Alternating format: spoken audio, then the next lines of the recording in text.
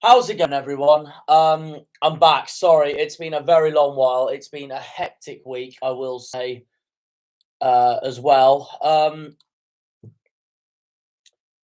I'm indoors for a bit. I got tested positive for COVID last night, which means I am going to be self-isolating for a while. But however, I did take a PCR test this morning. It's really weird because I actually feel completely fine, and I still somehow have been tested positive. Basically, one of my friends in my accommodation in Southampton has been tested positive. A friend of mine from upstairs. I was with her on Wednesday night and early Thursday morning. So I wanted to test just in case to make sure last night. And unfortunately, things didn't go quite go to plan last night while I was watching the new Grand Tour special, and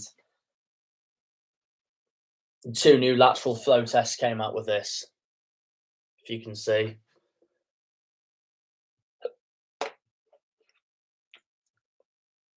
I mean, one of them was very faint. It was a very fainted line, so I wanted to double check and do it again. But here we are for a while, for a bit. Isolation. Hopefully, it'll all change though in 72 hours or less than 72 hours if my PCR result comes back negative. That's why I did it, because I feel completely fine, and I'm now hoping that this PCR test comes back negative, and then it won't ruin any of my Christmas plans. But yeah, also I had an exam on Friday for my course, so I've been very busy preparing for that, and that is why I still haven't done this video yet. The matchday reaction to week 16. Something I feel like I can do in the meantime, because nearly every game is getting postponed at the moment because of fucking COVID. And I know I still haven't reacted to match week 16. And then either tonight or tomorrow morning, I'm going to react to match week 17 before I do my live streams of Wolves versus Chelsea and then Tottenham versus Liverpool, both playing tomorrow. And then hopefully on Monday, I will be out of this isolation nightmare. Hopefully, touch wood, my PCR test result comes back negative and I do my live stream of the round 17 reactions, even though there won't be many games anyway, because half the games have been called off. But anyway, yeah, like I said, I'm just doing what I can. This is round 18, sorry. But yeah, this is round 16, this video is. I was meant to do this earlier this week, but I've been so busy with my exam, with Secret Santa, with everything that's been going on in my life in Southampton. It's honestly been a manic week. It really has been an absolute manic week.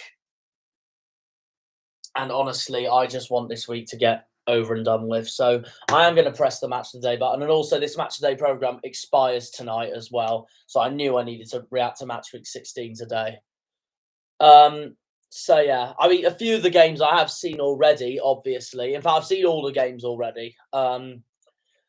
But obviously, I want to share with you guys, the viewers, on how I think everyone did at the end of the day. What a Christmas present this is, being stuck indoors as it stands. Oh, I have no. I'm speechless. I'm absolutely speechless.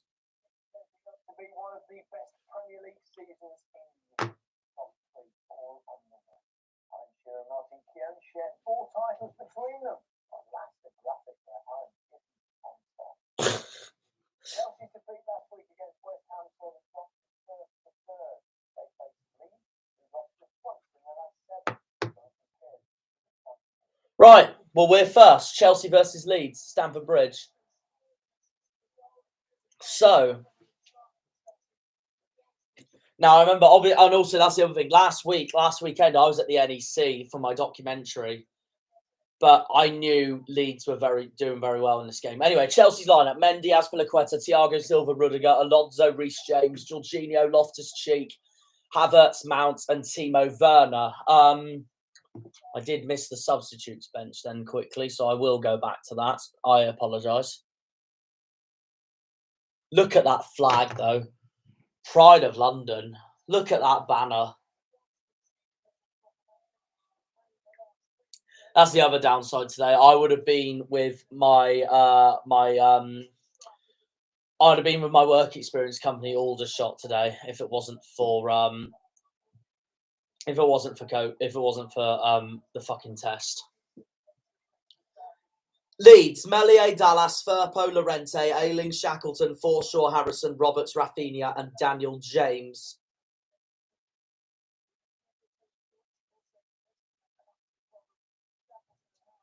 This is a big rivalry as well. We Chelsea fans don't like Leeds United at all in the slightest. My cousin supports Leeds. My uncle supports Leeds. Dad supports Chelsea. This is a big rivalry. And I remember Leeds played very well against us during this match.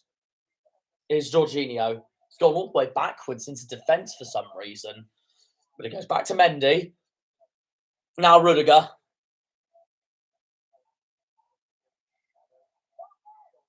Werner gives it away. Here's Rafinha. Tyler Roberts goes down. It's a free kick to Leeds. As Jorginho, being Jorginho, complains of something that he did. Rafinha's free kick goes straight to Mendy. And the other thing I've been busy with is that last week's Formula One world title to Max Verstappen. Hey! I'm so glad Lewis didn't win. Hey! Rafinha. Tyler Roberts.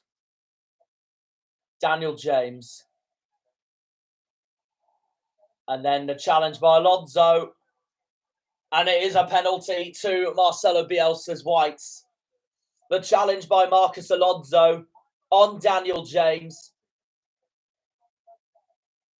Yeah, that's a pen. That's a pen. He got the ball slightly, but it was just too rough at the end, and it is a Leeds penalty.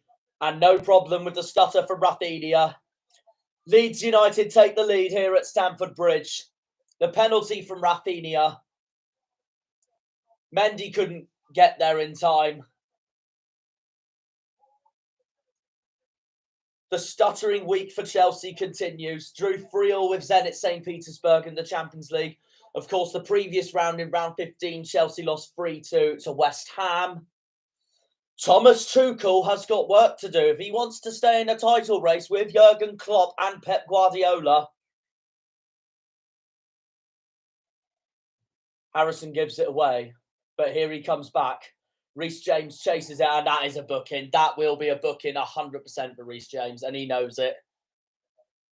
For this challenge on Daniel James, who's once again been taken down, and that is understandably and deservedly so, a yellow card for Reece James. Nearly half-time already, and Leeds still lead here in West London. Dallas loses it, though. Here's Werner, and now Alonso. Easy equaliser. An equaliser by Mason Mount, who tries to shut the Leeds fans up, assisted by Alonso. Chelsea level right before the break. The pass from Werner, the assist and cross from Alonso, straight in the back of the net, bottom left by Mason Mount. And Mr. Current Chelsea, been in Chelsea's academy, along with Reece James, along with Callum Hudson-Odoi, along with Trevor Chalobah, levels it to make it 1-1 as Kai Havertz looks for a second, but Melier keeps possession. Now Leeds lose possession. Here's Loftus-Cheek. And he's now taken down by Luke Ayling, who complains.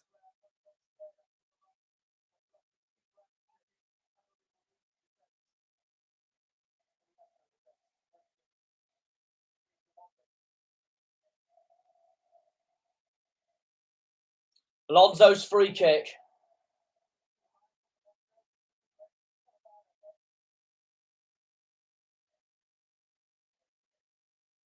Jorginho, right before half-time. Now Daniel James. Dispossessed. Here is Jorginho once more. Now Reece James. Havertz is on his left. Mount is on his right. Jorginho's to his left, who wins the ball back for himself. But here's Havertz, and it's a save by the young French keeper of Leeds United, Ilan Meslier. Here's a Chelsea corner.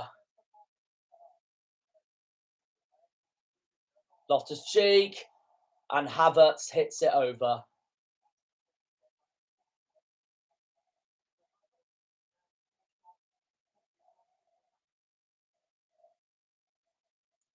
Second half, here's Reece James.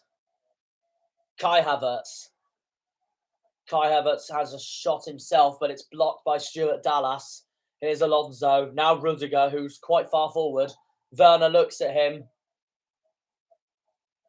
Chelsea fans want a penalty as they are enraged with Rafinha's challenge.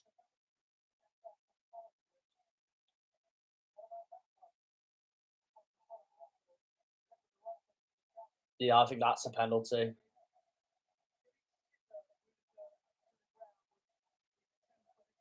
Yeah, that's a pen. That is a pen. Although he did get the ball slightly. But it's the same as the Leeds penalty earlier. So, yeah, Chelsea get a penalty. Jorginho's penalty. No problem for Jorginho. 2-1. The hosts take the lead. The title contenders take the lead. In a match that's been full of penalties, apart from Chelsea's equaliser, the Blues take the lead thanks to a penalty from Jorginho into the top left corner. And look how much it means to him. Mateus Click comes on for Shackleton. Here's Firpo. Rafinha. Oh, could have been 2-2, but it goes wide. The ball goes wide. Although Leeds are offside anyway.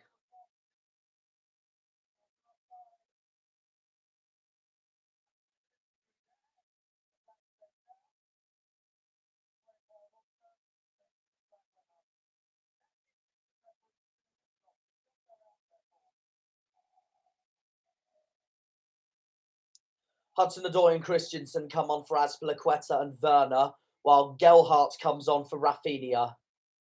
Here's Firpo, surrounded by Loftus-Cheek. Click, Tyler Roberts. 2-2! What an equaliser from Leeds United! It's Gelhardt, the substitute, the first teenager to score a Premier League goal for Leeds since James Milner in 2004. What a substitution Marcelo Bielsa has made so far.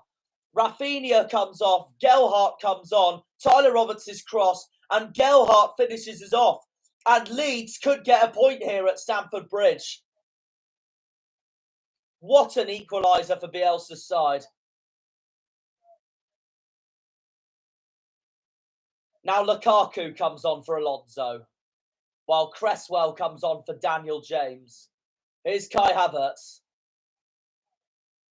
Mason Mount. Dallas chases, as does Ayling. Hudson-Odoi. Jorginho.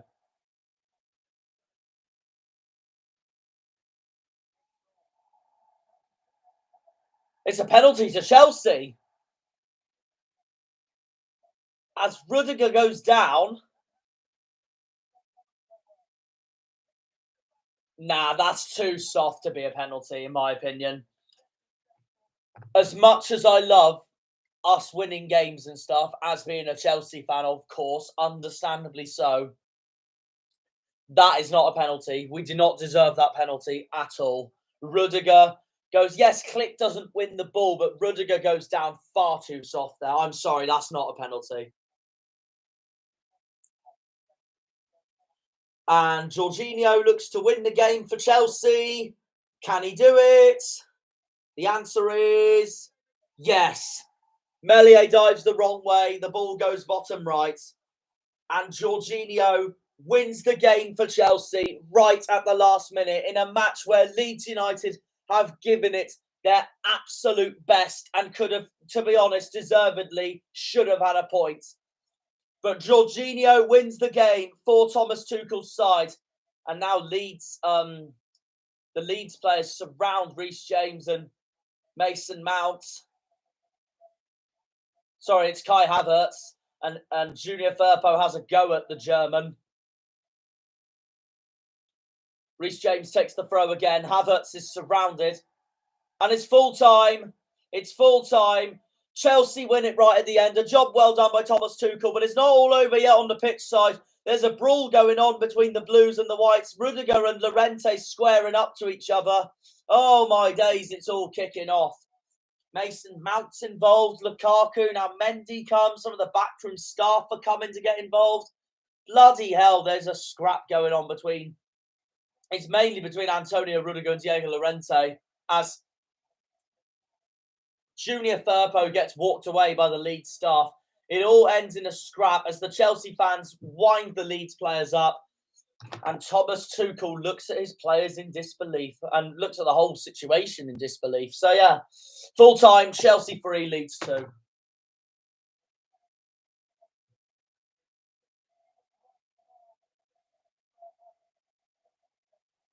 What a terrific game of football.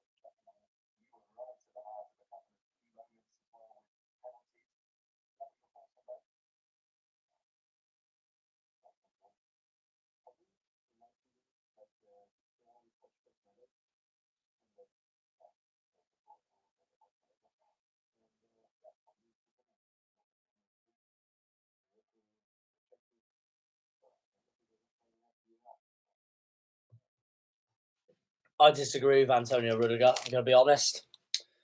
The first one was a penalty for us. The second one for us wasn't a penalty. I'm sorry. Honestly, it was too soft. As much as I love Rudy to bits, he's a freaking world-class defender. Honestly,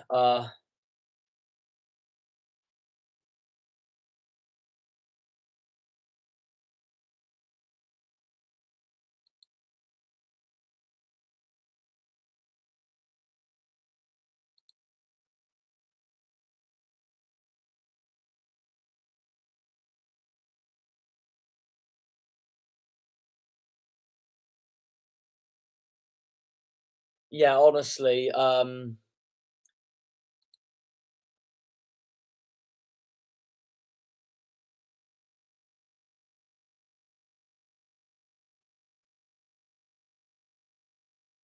was I going to say? Yeah, no, honestly, I disagreed with Antonio Rudiger because I didn't think that was a didn't think the winning penalty wasn't a penalty at all. For the stats, Chelsea had 57% possession to Leeds' 42. Chelsea 6 shots on target to Leeds' 5. 16 shots to Leeds' 12. 5 corners to Leeds' 2. And then there was there was 2 yellow cards for Chelsea, which were by Reece James and Mason Mount. And then for Leeds, Meslier, Firpo, Llorente, Shackleton, and Click.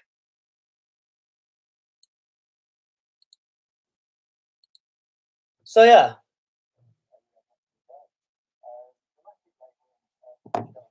Very interesting match. Very good game of football, I will be honest. So yeah.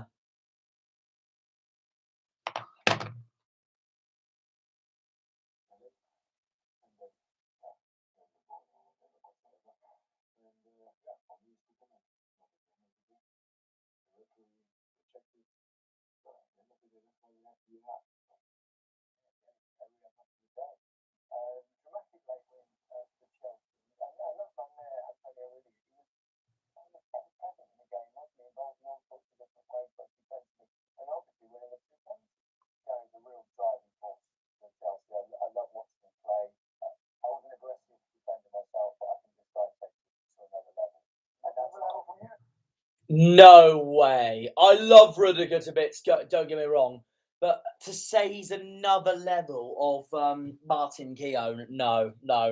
Keown was absolutely amazing. You can't. I know Keown's being nice, but you can't. You can't. No.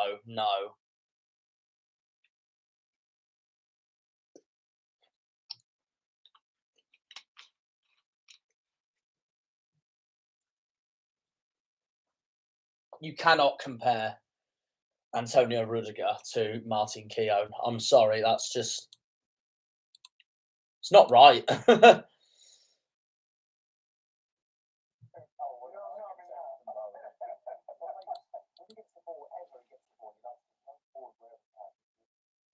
But he is, for me, so far this season, the best centre back in the Premier League. He's been phenomenal this season, Rudiger.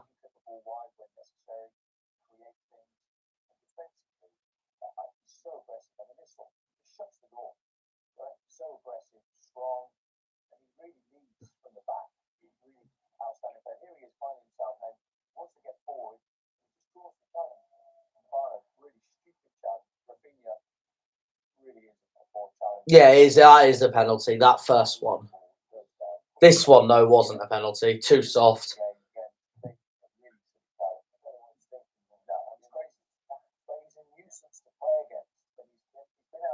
I disagree with Keown. I thought that last penalty was too soft.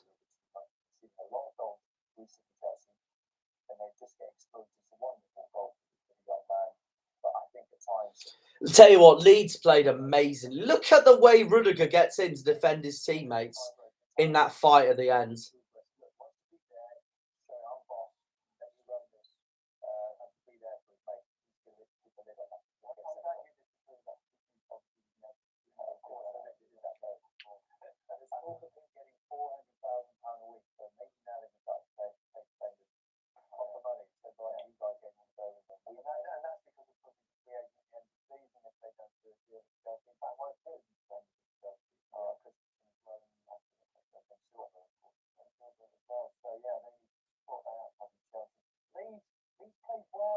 They did play well. They played brilliantly that match, Leeds.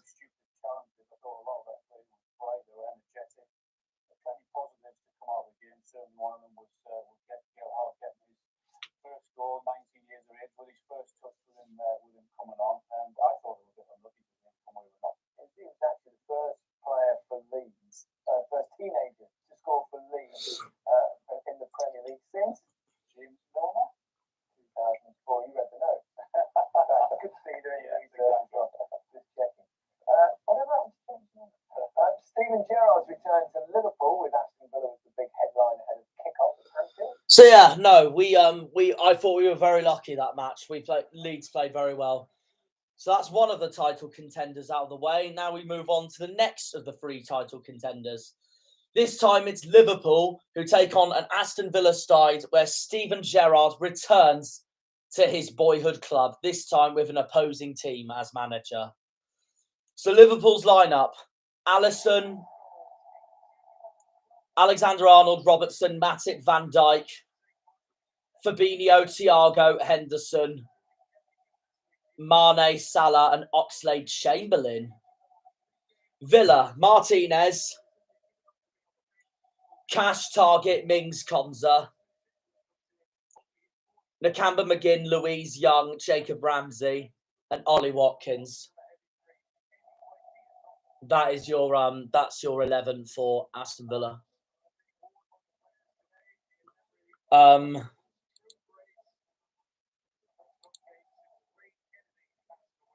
First home game since Ray Kennedy passed away. What a legend.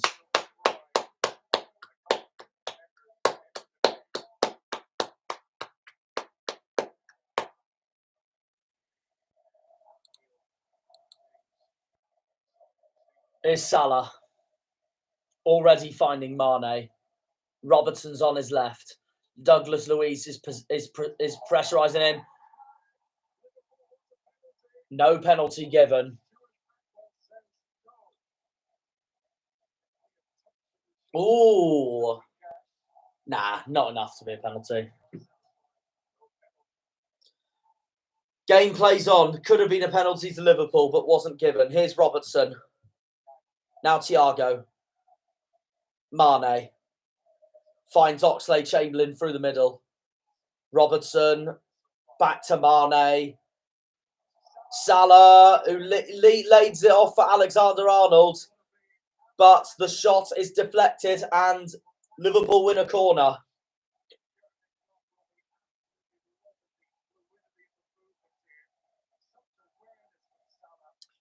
Here's deflection from one of the Villa players. Here is Matip. Now Trent Alexander-Arnold. Once again, Douglas Luiz is in front.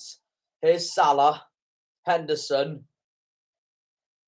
Trent whips it in for Robertson. And Martinez keeps on to it. Villa not letting this match end badly. They are in the fight. Robertson.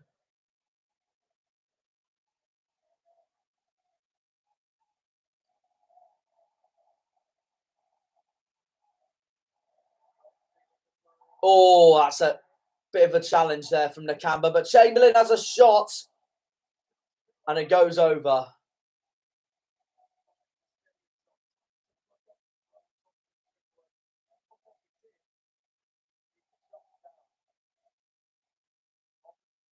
Robertson.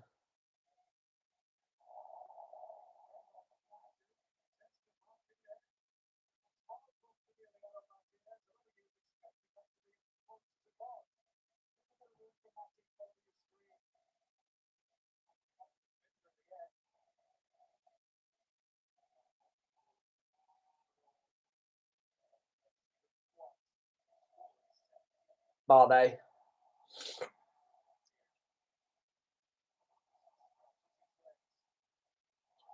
Matty Cash challenges Robertson.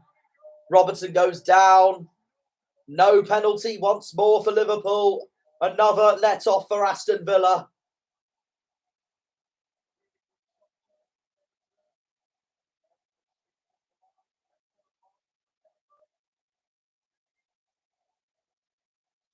Robertson looks on in disbelief.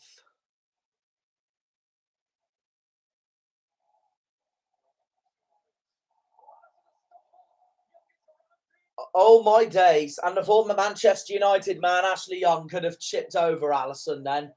Alisson did stumble big time, but that is a let-off for Liverpool. Alisson can get to the ball.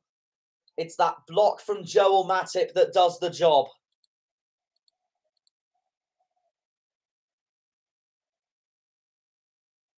Fabinho.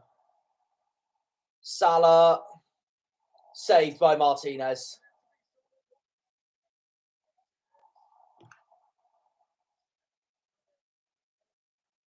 Konza stays down.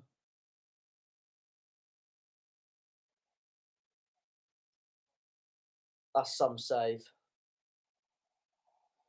Here's Fabinho. We're into the second half now. Mane still 0-0 here at Anfield.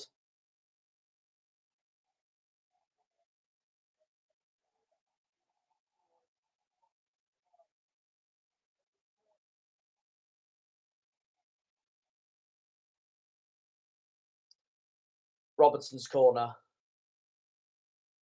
Van Dijk's header, saved by Martinez.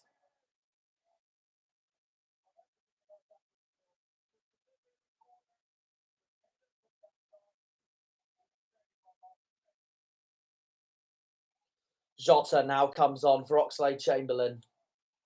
Sanson comes on for Nakamba for Villa. Mane. Salah right on the outside the penalty box. His shot just goes over. Liverpool and Jurgen Klopp's team trying everything they can to take this 1-0 lead. Chance after chance after chance. And still nothing. Henderson. Alexander-Arnold.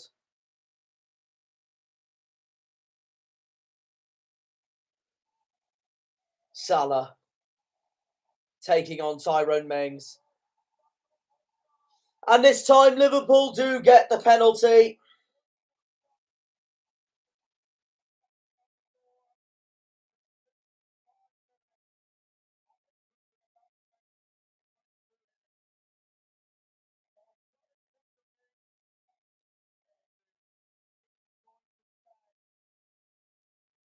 Gerrard can't believe it.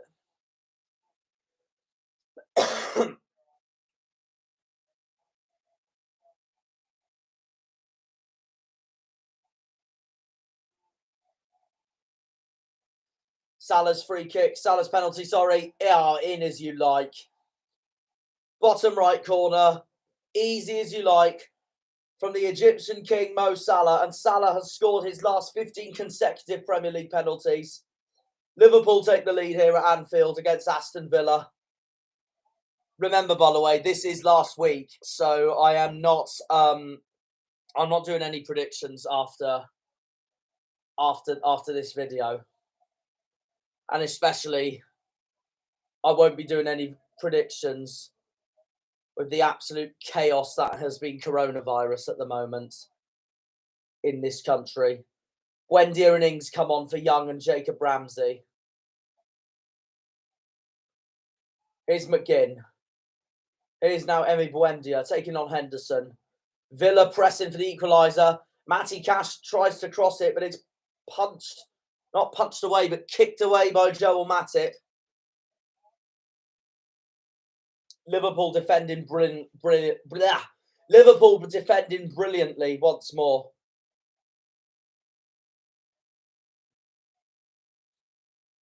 Milner comes on for Thiago. Alisson nearly spills it again. Villa tried to capitalise. McGinn, Buendia, he's surrounded by Diogo Jota and Fabinho. Liverpool incredibly win the ball back there. And they are let off.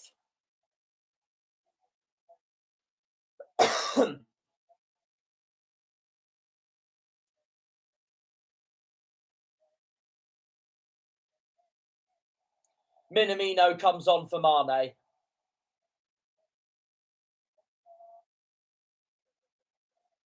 Oh, and it could have easily been 2. A missed opportunity from Jota. And they do hold on to the win. Full-time Liverpool 1, Villa 0. Let's listen to Jurgen and Stevie G. Yeah, of course.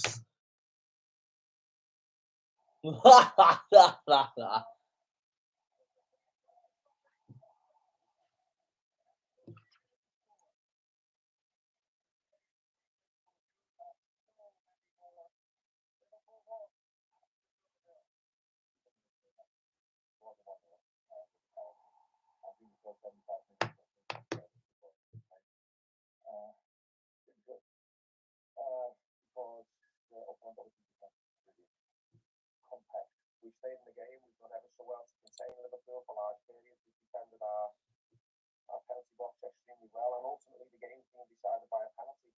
But for me, there was 2 penalty incidents in the game. Liverpool got theirs, we didn't get ours. Harsh on us from that point of view. There's certainly a level between the teams. Although we expected, they are very difficult side to beat.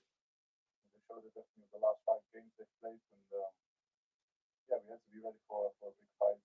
When we had the ball, we had to find our moments. Obviously, there was so much talk about Stephen Gerrard coming back to Liverpool, and people saying we might be a Liverpool manager in the future. Was it important for you to win to show the current Liverpool manager to the top dog? The good thing is with me, I have no problem with these kind of things. I know I will not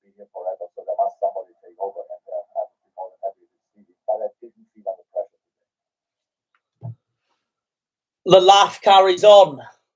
Anyway, so for the match stats, Liverpool had 62% possession to Villa's 38. 20 shots to Villa's 4, 5 on target to Villa's 0.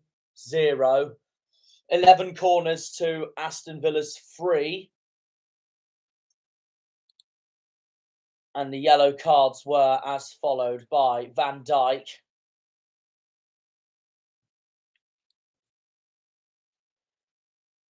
Nakamba, and Ollie Watkins. All 3 of them got on the book.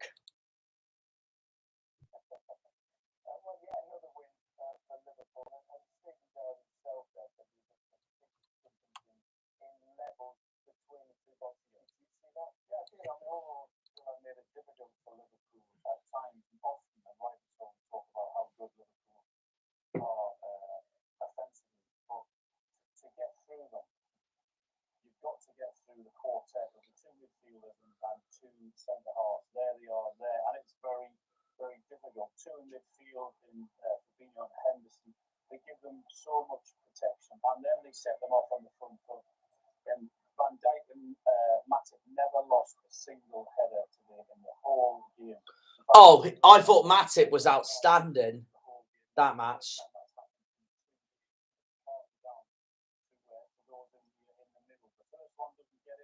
Second one don't get it, but who's there again? And it's Van Dijk, and it is very difficult for them to play through. If they don't get through the sides of them, then that protection is just superb. One snapping away here, another one's there, then coming, and it's almost impossible. And that's why Villa found it difficult in the forward areas today. I know after about 10 minutes when Liverpool scored, they offered more of a threat, but other than that, there was nothing really from Aston Villa going forward, and that was one of the main reasons.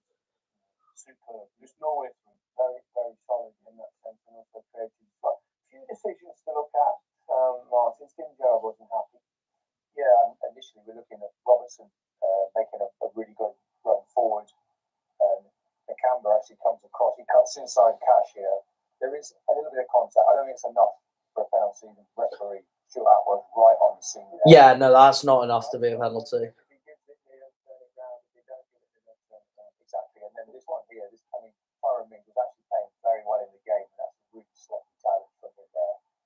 But Salah does remarkably well. I just want to highlight, watch what Salah does with his left foot there. He just steps across Mings, which is that was a penalty. When Liverpool got the penalty, that was a penalty.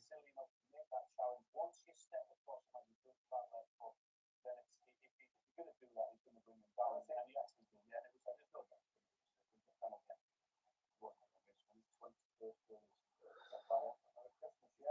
This one was the one that Steven Gerrard was very unhappy with, but looks like he gets the ball out of his hand.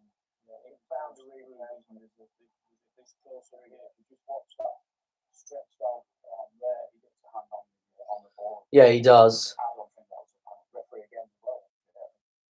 Okay. Time for stats.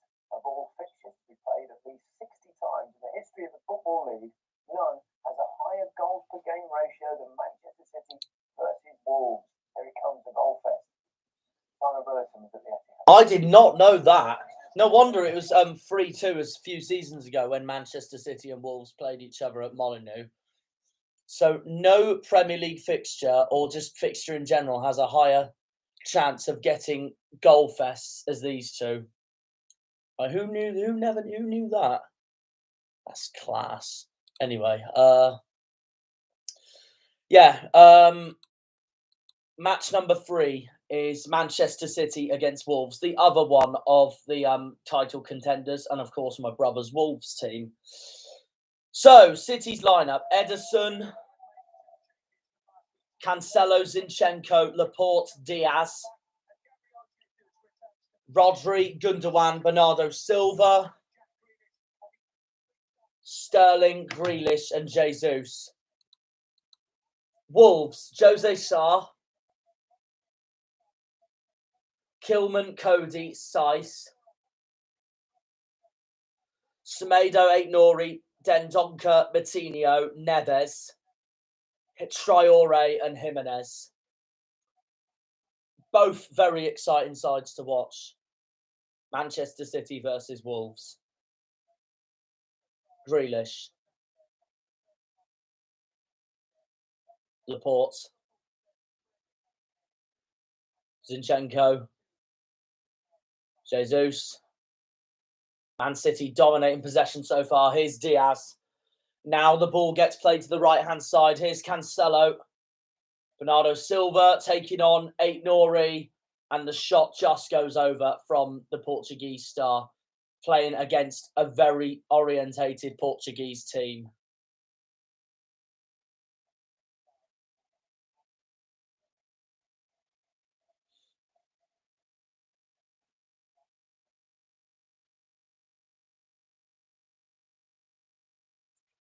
Ruben Diaz, another Portuguese star, but at Manchester City, not at Wolves. Cancelo, another one. Bernardo Silva. Now Sterling. Sterling looks for Grealish, but the ball goes straight to Jose Sá. Of course, Wolves' Portuguese keeper replacing Rui Patricio, who of course moved to Roma in the summer to join Jose Mourinho. Foden. Sorry, Cancelo. What am I talking about? 27, not 47. Sterling. Bernardo Silva. Trying to find Jesus. Meanwhile, Kilman and Neves collide.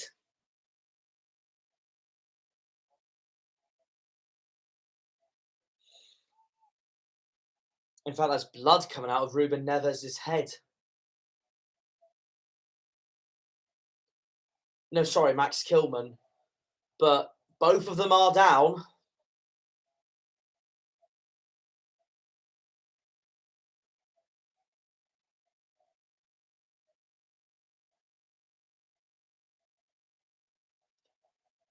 They're both okay to continue, though, thank goodness.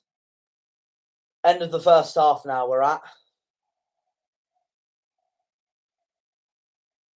Rodri, surrounded by Jimenez.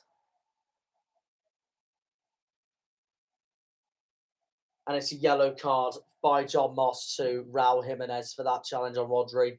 Pep Guardiola looks on in disbelief. That's what he's acting like. And now, what's happening with Jimenez now?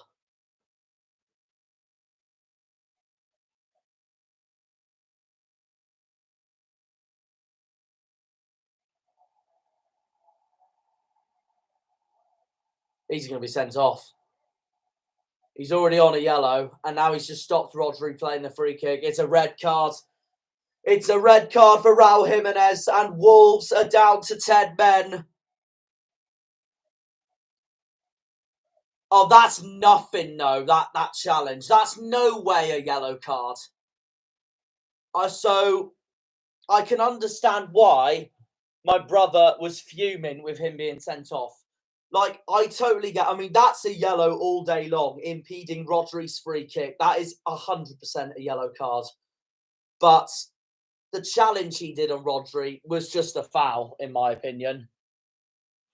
He shouldn't be sent off. Wolves shouldn't be down to 10 men, in my opinion. Although Jimenez was being a little bit of a little shit when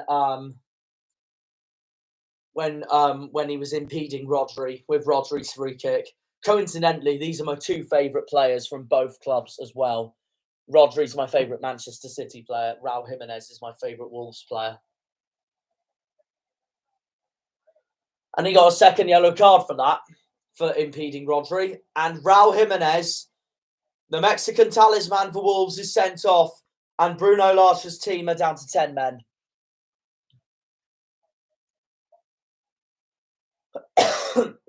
Now Wolves have a player down. It is Neves again who's gone down. Grealish looks to continue play. Here's Grealish.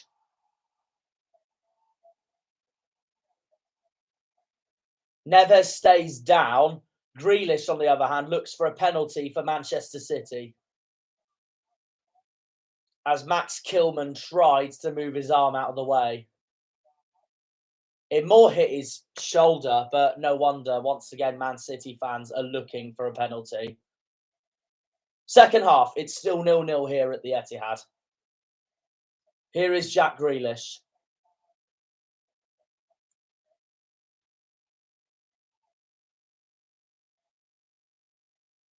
Gundogan.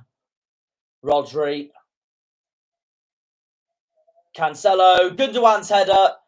Headed away, though, by the Wolves' defence. Connor Cody, the skipper.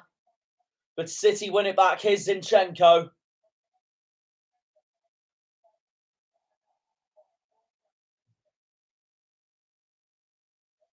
Wolves are given a free kick, though. Oh, what a header and clearance by Cody to deny Manchester City leading. Now Foden comes on for Gundogan. Rodri.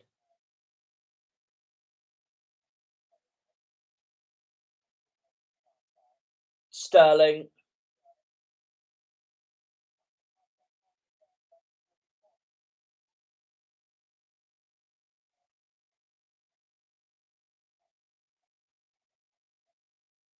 Foden's corner.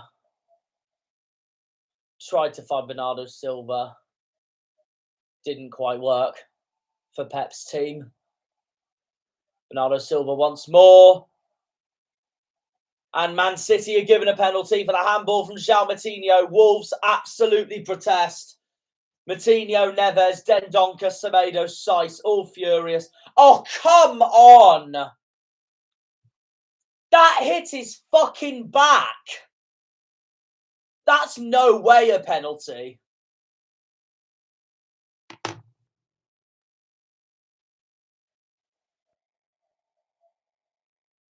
I want to have a look at this again. I'm sorry, that's no way a penalty. No wonder Moutinho's furious.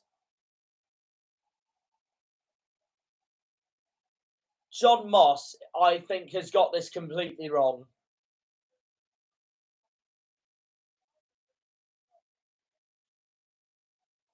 It touches his here. It doesn't touch his arm.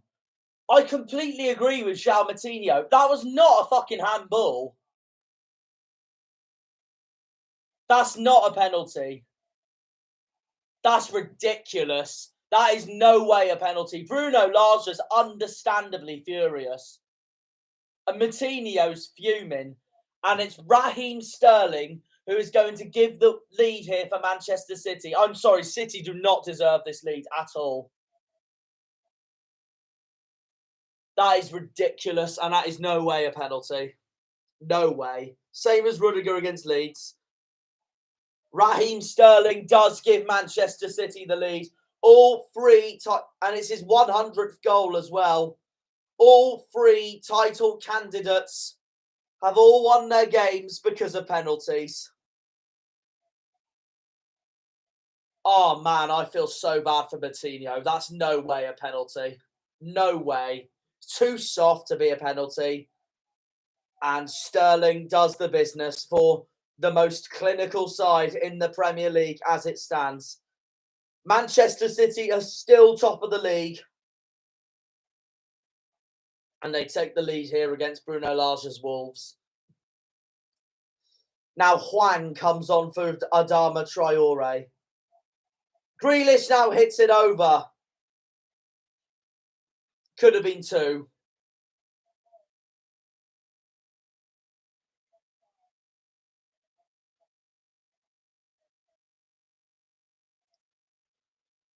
Now De Bruyne comes on for Grealish, while Trincao and Podence come on for Dendoncker and Neves as Wolves look to push for an equaliser.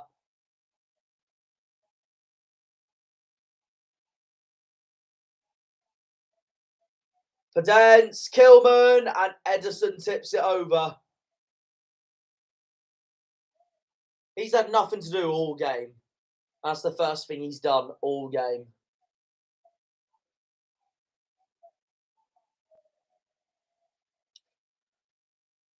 And Man City take all 3 points. And I thought they were very lucky. Same as Chelsea, same as, Now, to be honest, Liverpool deserved their win against Villa. And if anything, they should be top of the league after this game, not Man City. Man City was so lucky that game, as were Chelsea against Leeds.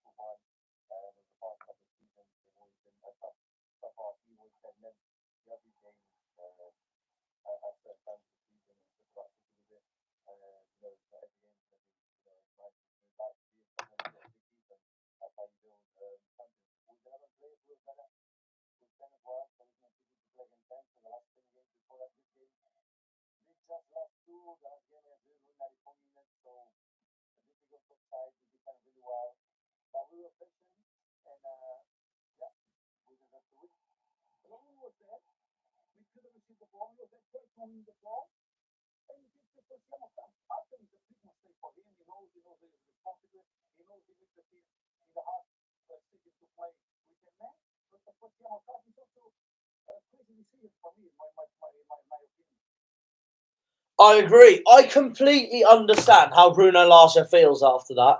He's understandably furious. And for me, I disagree with Pep Guardiola. I don't think Manchester City deserved to win that game at all, despite the fact that they dominated possession on 71 to Wolves' 29, 10 shots on target to Wolves' 1, and 24 shots to Wolves' 2. So that, you could say they deserve it, but I thought Wolves played very well defensively. And City had 14 corners to Wolves' 1. As for the yellow cards, Diaz, Cancelo, and Rodri all got on the book for Man City. While for Wolves, it was Neves, Dendoncker, and of course Jimenez getting the first yellow and then sent off.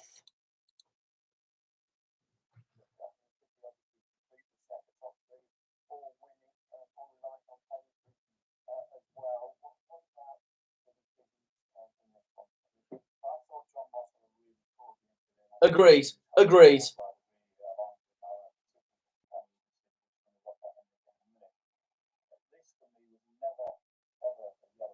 Agreed. Completely agreed.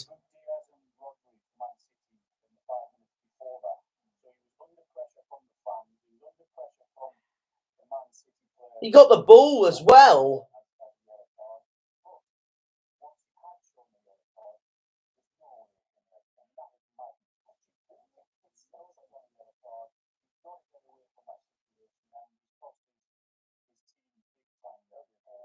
Yeah, he has.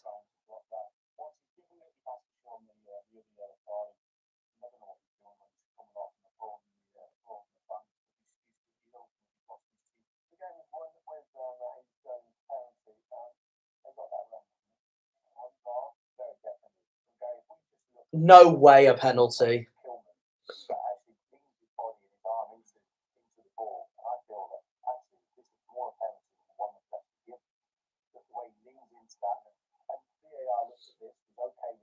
That wasn't enough to be a penalty either. I'm sorry, Man City got away so lucky this game. They honestly did. It was ridiculous. Chelsea and Man City were both so lucky this round 16. That's no way a penalty.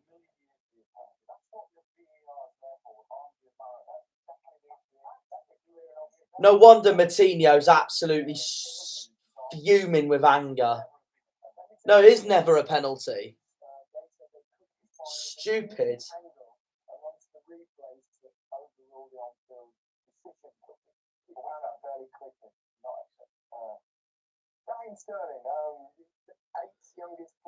Sterling becomes the 8th youngest player in history to get to 100 Premier League goals behind Owen Fowler, Rooney, Kane, Lukaku, Shearer and Thierry Henry. I don't know how I did that so quickly. Well done.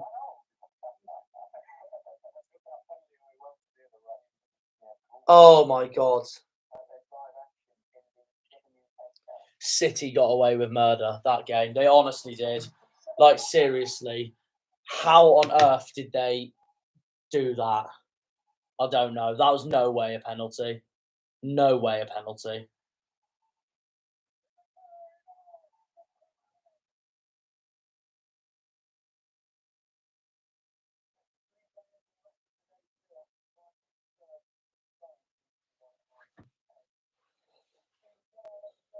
Right. 3 games done. 6 to go because, of course, Brighton and Tottenham got postponed.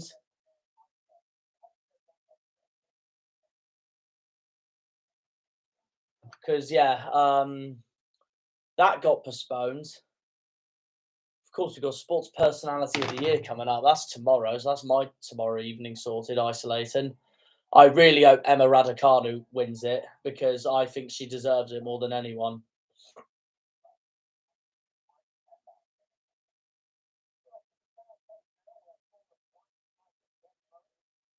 Now we're on to the South Coast.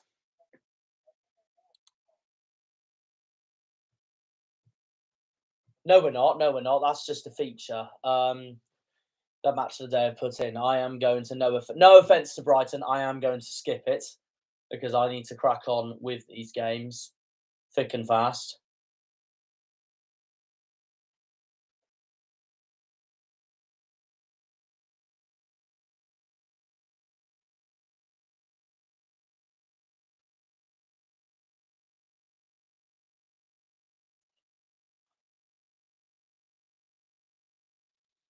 Come on.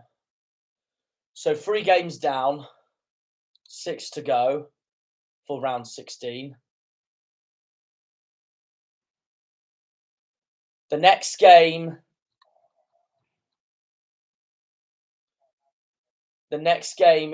is a South Coast team, though, fun enough.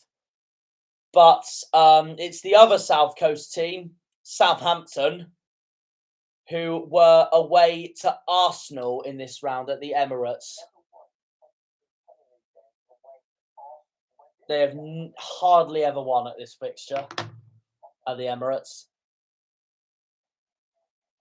Oh, this is the replay of this is a replay of Everton's incredible 2-1 win over Arsenal, when Arsenal were absolutely shocking in this match.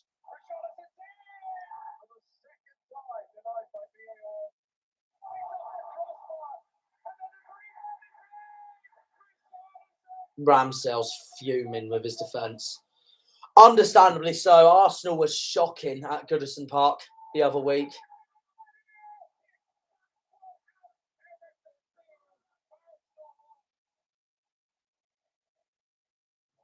Right. Arsenal, Southampton. Arsenal, Ramsdale, Tomiyasu Tierney, Gabriel, Ben White, Partey, Xhaka, Odegaard, Martinelli, Saka, and Lacazette. Now, remember, of course, Pierre-Emerick Aubameyang has been stripped of that Arsenal captaincy. He's no longer the captain. Caballero's in goal for Southampton. Caballero, then Livramento, Walker-Peters, Stevens, and Bednarek. Diallo, Ward-Prowse, Teller, Redmond, and then Adam Armstrong and Brozier are up front for the Saints. Willie Caballero's first game in for Southampton with his move now being permanent to the Saints from Chelsea.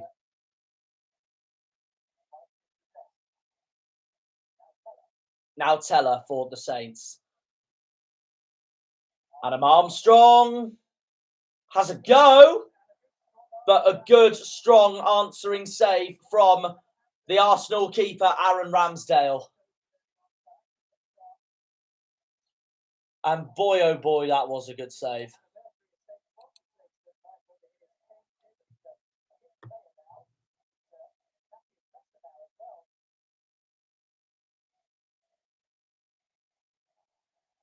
Arsenal play on. Here's Lacazette. Oh, no, never mind. Referee's overturned it as Laka looks fuming. As Diallo stays down, it's a free kick from James Ward-Prowse, who takes it not far off. But it's another free kick powerhouse from James Ward-Prowse, only to be denied by Aaron Ramsdale. Was a long effort, to be fair. Ramsdale nearly spills it then, but here's Ben White for Arsenal. Now Tomiyasu. Saka. Lacazette, easy as you like, clinical as you like, 1-0 Arsenal. The flags wave. Lacazette's 52nd Premier League goal, 33 of which have come at home. Absolutely stunning from the attack there from Arsenal. And the Gunners take the lead through Alexandre Lacazette.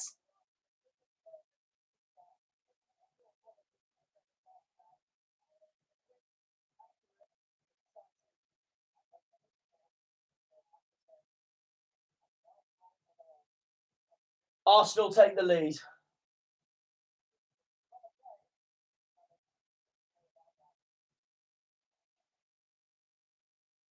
Martinelli.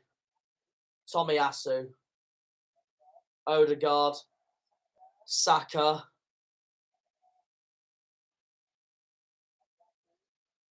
Tomiyasu's cross. Now Tierney. Odegaard. 2-0. 2-0 to the Arsenal. Assisted by Kieran Tierney.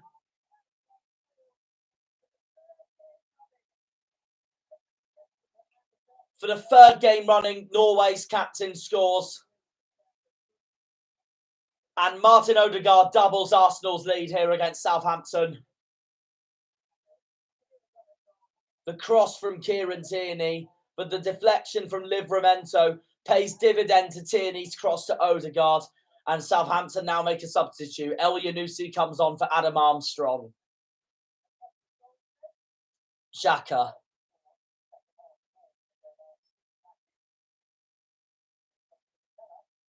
Teller. Ramsdale saves.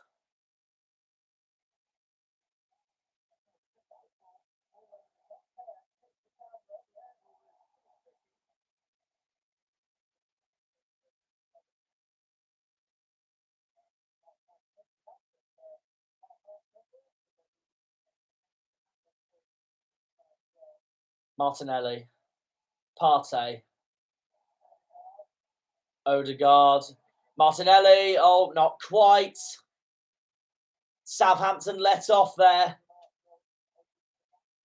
It's the block by the Cornishman, Jack Stevens, the man from Tor Point. Oh, that is a mess of it by Willy Caballero. But the flag goes up as Gabriel and Lacazette can't believe it.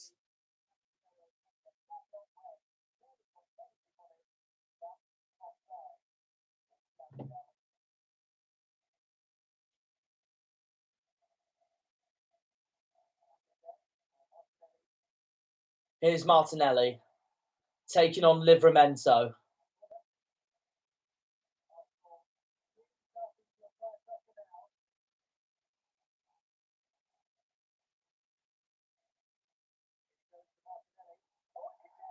"3-0, and that is a Gunners goal.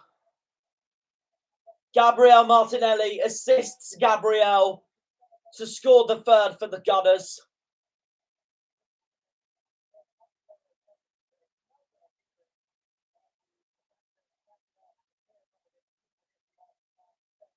"3-0 to Arsenal.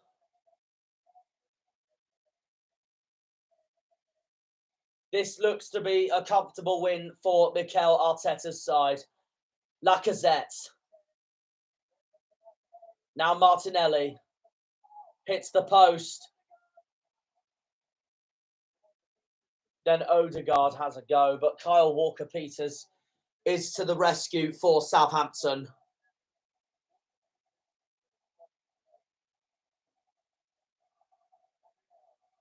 Now Gabriel for the Gunners. A lovely cross to Saka. Partey. Still Saka. Could have been 4. Hits the post.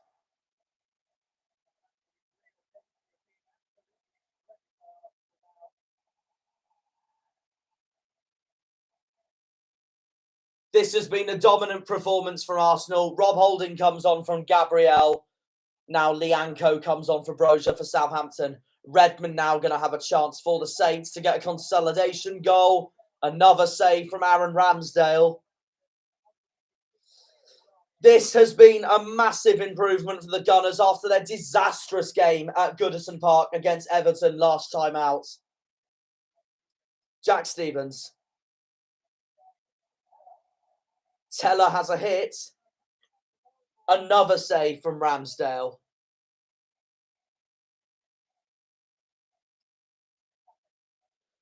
Now, Lokonga and Pepe come on for Lacazette and Xhaka. And now Bukayo Saka has a shot, which doesn't quite go in. But that just sums up the whole day, pretty much. A dominant performance from Arsenal. Arsenal 3, Southampton 0.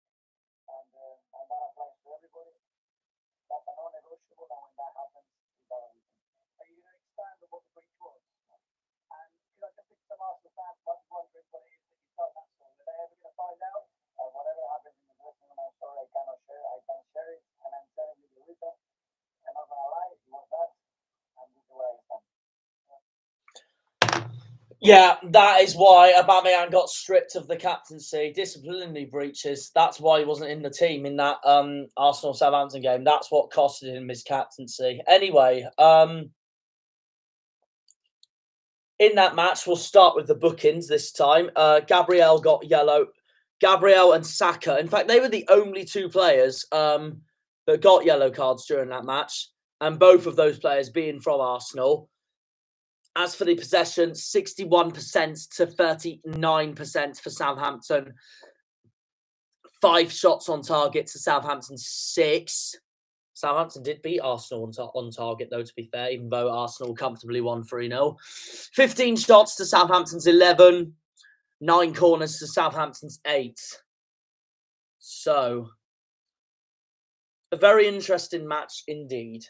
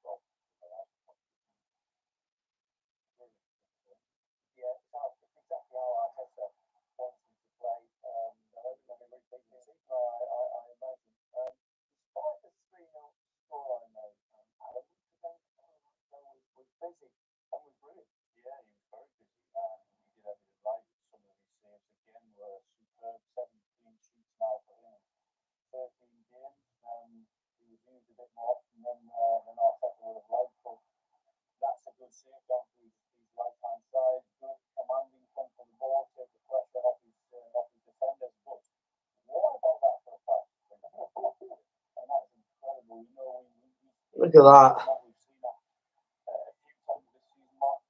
I just like his character that he brought to the team. Two back-to-back relegations. He's never believed it. He's exceeded expectations. He keeps getting better and better. Fans love him because when it matters, he makes really top saves. And he's on it. His concentration was brilliant in this game today, and he's going from strength to strength. How about me then? It's not the first time something like this has happened, Darren. He's left, I think, on the bench, wasn't he, against the Spurs game in March. This is the second time. We don't know quite what the reasons are, but disciplinary action again for the club captain. That's an issue. It's unacceptable. For the second time, for it to happen once, not very good, but for it to happen again from his manager have to come out and criticise him as the way he did and tell everyone that again he's had to leave him out for those reasons. Not I think as an Arsenal man, it's worrying that, isn't it? Well, the captaincy's in question now. You can't keep being late or disappearing on trips abroad and not coming back on time. The team needs you, and he's not there when you need him most. So, yeah, I expect that to change. Okay. Norwich boss Dean Smith was looking to complete. Yeah, that's why Aubameyang got stripped of the captaincy, and now every Arsenal fan wants him out of the club in January. They're all saying that the rumours are that he will be moving to Barcelona in January to take over from Sergio Aguero, who announced his retirement this week.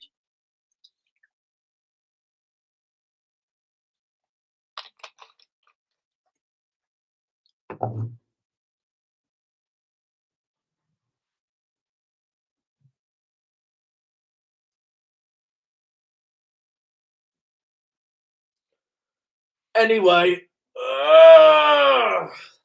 sorry about that. We move on to round 5. No, match 5 of round 16. Norwich against Manchester United.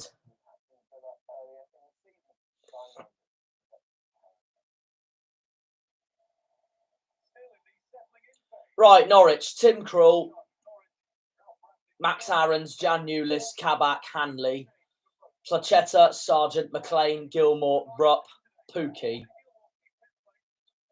United, De Gea, Dallo, Telles, Maguire, Lindelof, McTominay, Fred, Fernandez, Sancho, Ronaldo and Rashford.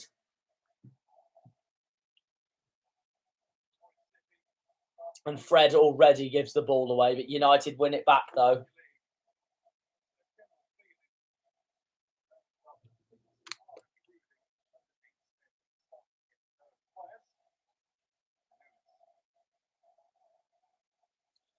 Sancho.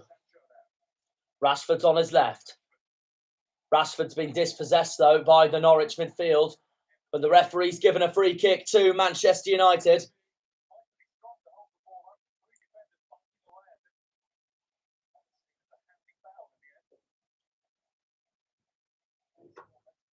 And it looks like Ronaldo is going to take it. Fernandez, though, is also there. But it's actually Telles who takes it.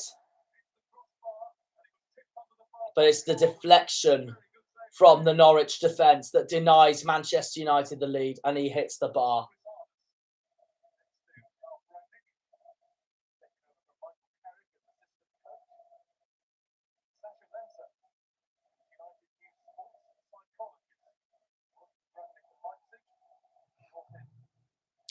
Sorensen comes on for Hanley already for Norwich.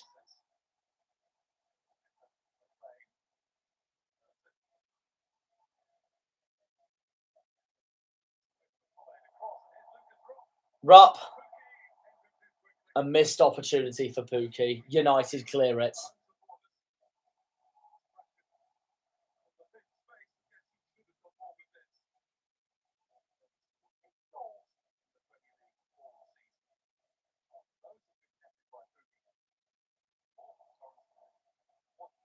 Fred. McTominay. Ronaldo. Ronaldo's going to have a chance. It's saved by Tim Krul. Sancho.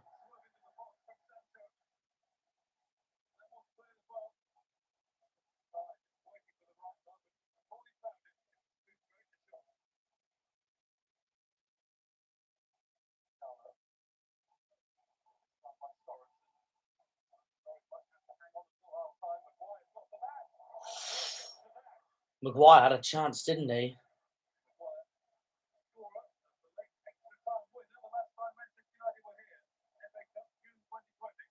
What a save by Krul.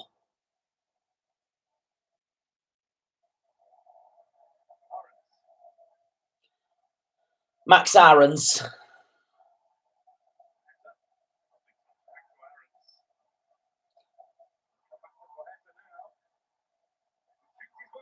Here's Placheta. But his shot goes straight to David De Gea.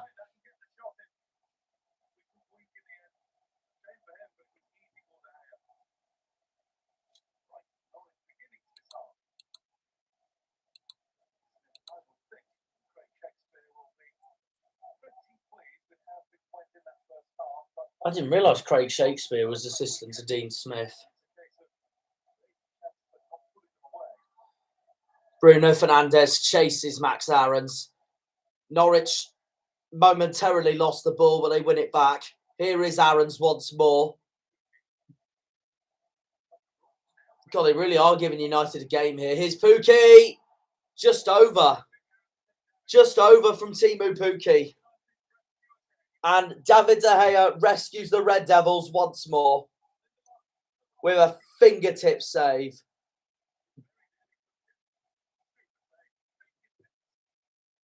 Cantwell comes on for Placheta.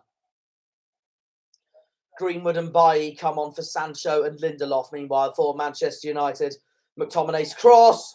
Ronaldo goes down, protests for a penalty, and United do get the penalty.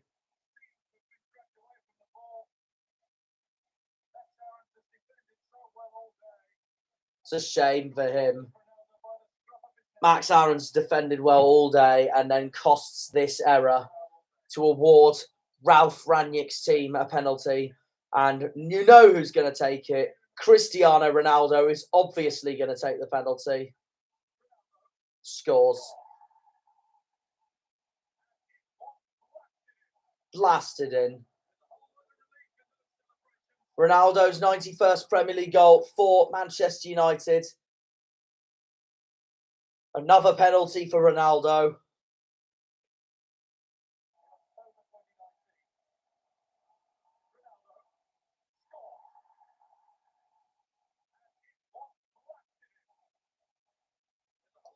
Joint 6th on their all-time list with Ole Gunnar Solskjaer.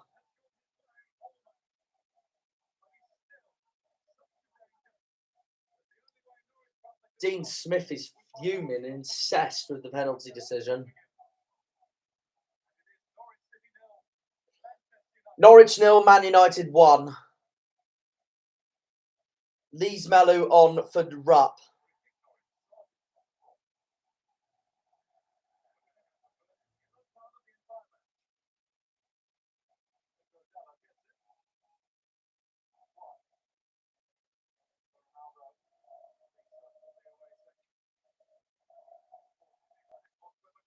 Oh! Nearly an equaliser there.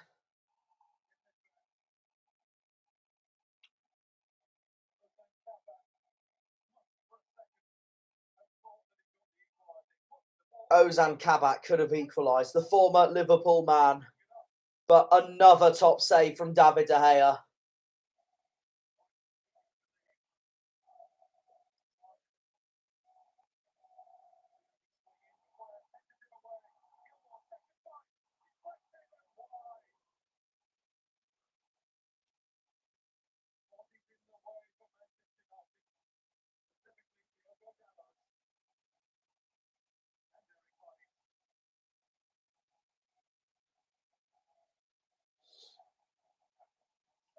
Rashford.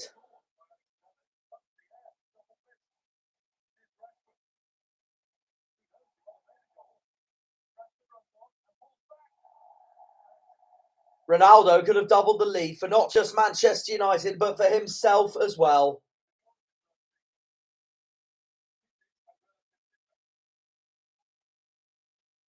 Van der Beek's on for Fernandes.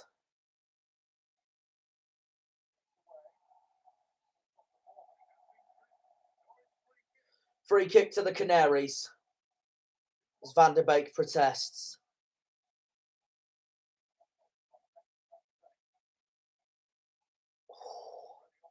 Gilmore's free kick. And another chance for Norwich missed and saved by David De Gea.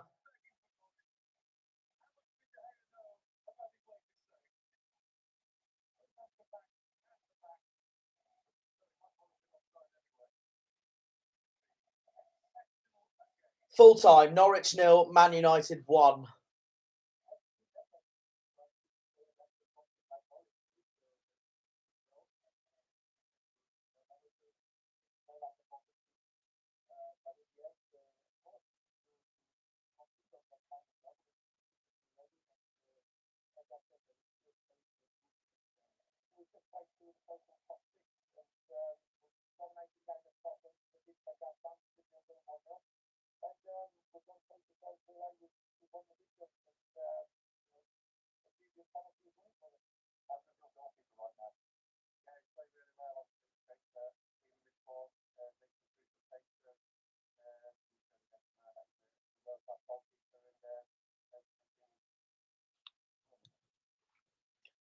Well, I do completely agree with Maguire on that one because David has been phenomenal so far this season, in my opinion.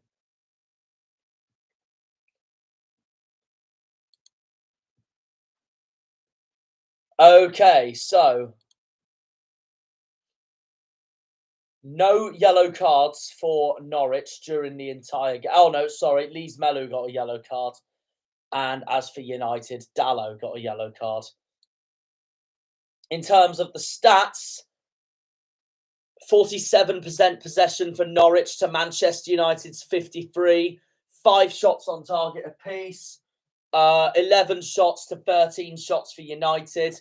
And then 8 corners to United's 6. And then, yeah, no, that pretty much sums that up.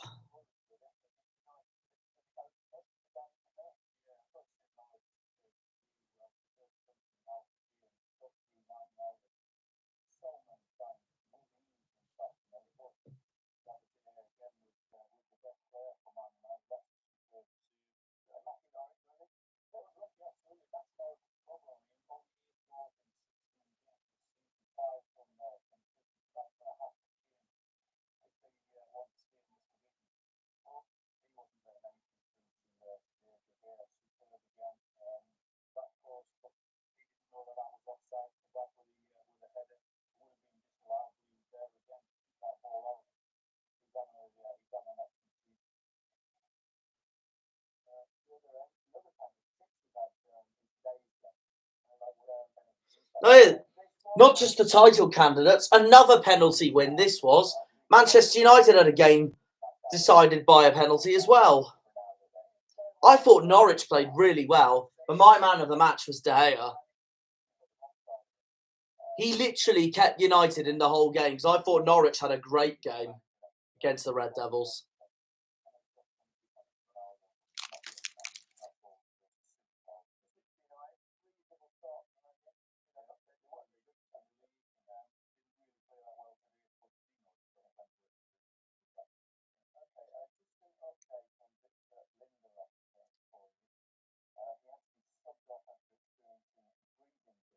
Oh.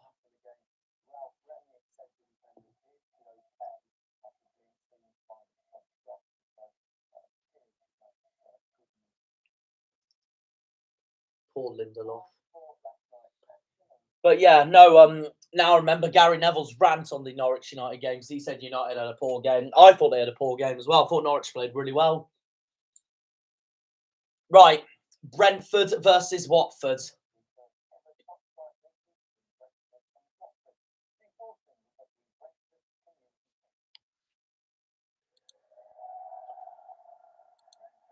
Alvaro Fernandez in goal.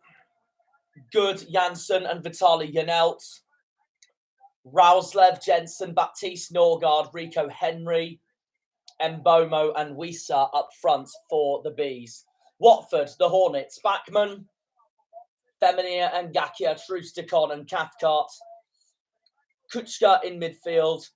And then Hernandez, Cleverly, Sissoko and Josh King with Emmanuel Dennis up front.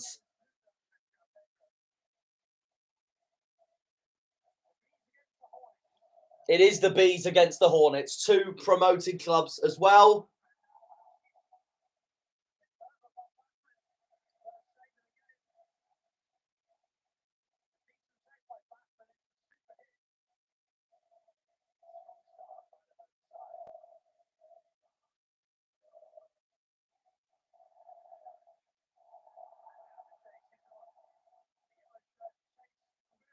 Here is Mbomo for Brentford. Has a chance, saved by Backman.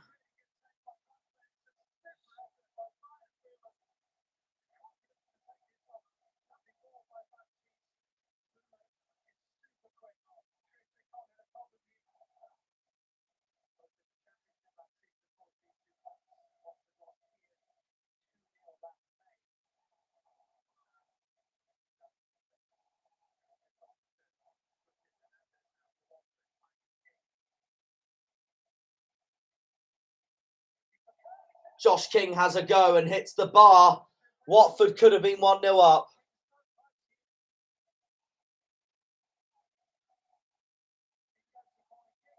And now Watford do take the lead.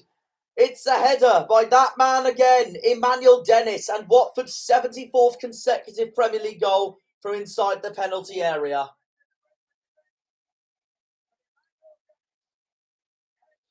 Stunning header by Emmanuel Dennis from that corner. The visitors take the lead. The Hornets take the lead at the Bees' Hive. That is the Brentford Community Stadium.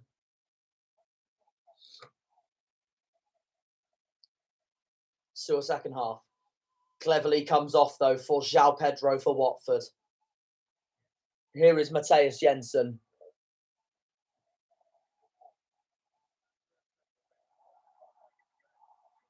Rico Henry. Not quite for the Bees. A great block by Kiko Femenia for Watford.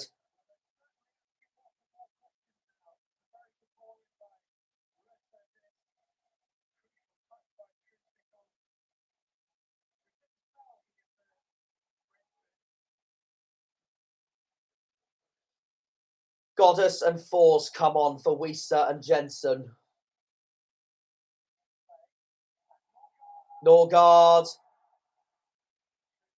Another block from Watford, this time Trusticon.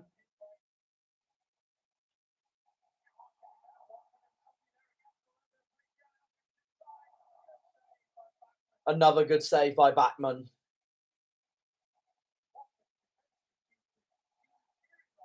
Oh no, their defence has just come alive, hasn't it, Watford's?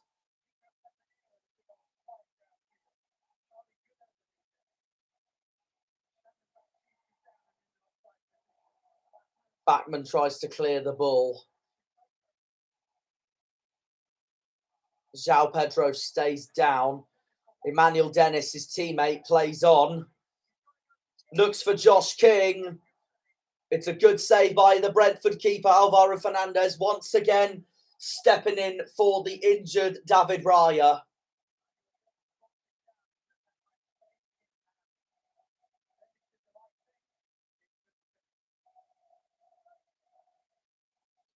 Onyeka comes on for Rico Henry, while Sema comes on for Hernandez. Brentford still pushing for the equaliser. Here's Mbomo. Onyeka's shot goes wide and deflected.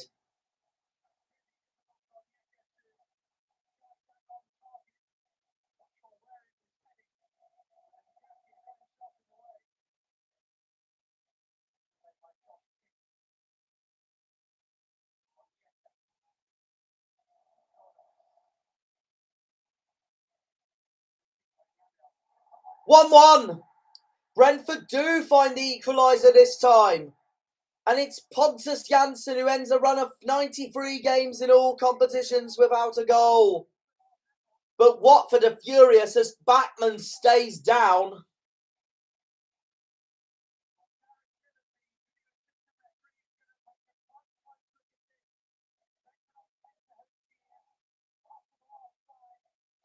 It's a possible offside as well. The goal stood. It's 1-1. Brentford do equalise. And now we go into the last minute. Tufan comes on for Emmanuel Dennis for Watford. Kuchka gives the ball away.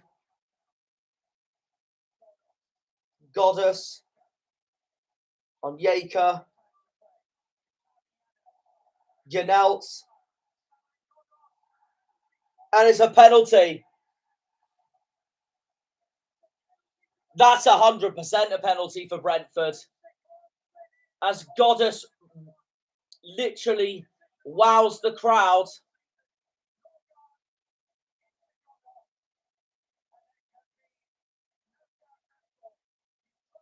Oh, that's a penalty. 100% that's a penalty. And Brentford have won the game right at the end of the match. Brian Mbomo, the latest winning goal in the Premier League since September 2020. And Brentford steal the game from Watford's Stings. The Bees take the sting from the Hornets, and Brentford steal the win from Watford and steal the points from the Hornets and Claudio Ranieri's men. It's an important, massive 3 points for Thomas Frank in the run for survival. Full time, Brentford 2, Watford 1.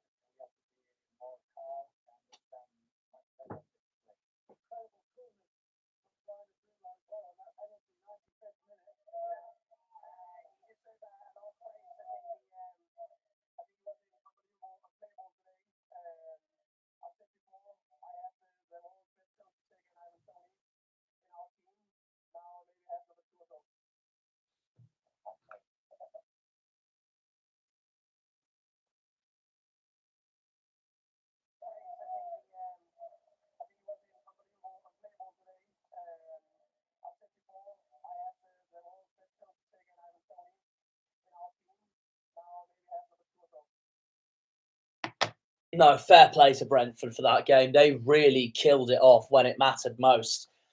Four of their players on Yaker, Janelt, Janssen, and Charlie Good all got on the book.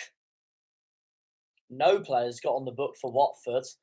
And as for the stats, Brentford dominate, well, not dominate, but they do beat Watford on possession on 63% to Watford's 37%.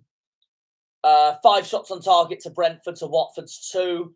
14 shots to Watford's 6. And 8 corners to Watford's 2. So, just 3 games to go from this video.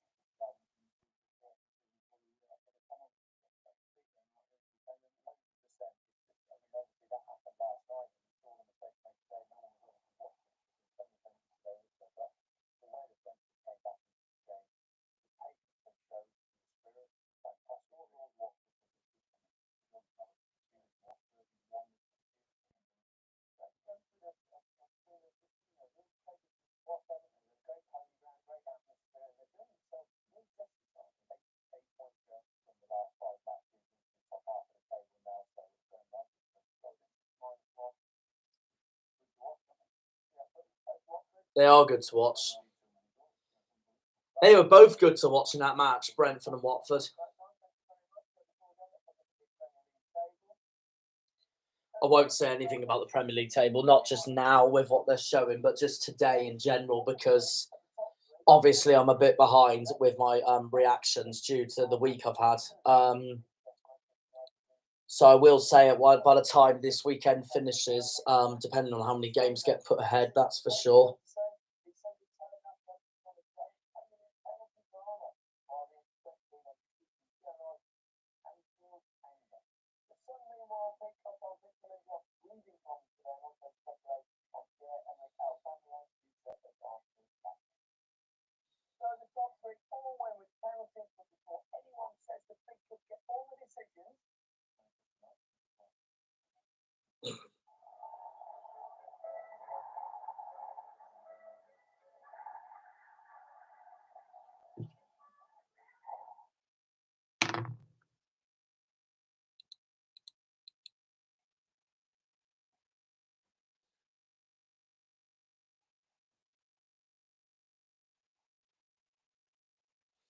Right, 3 games to go for this stream, and then that is it for round 16.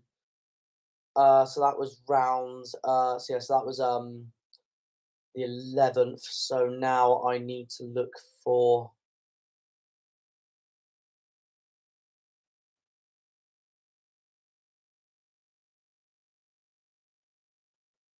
the 12th. So just going to reply to a few messages while I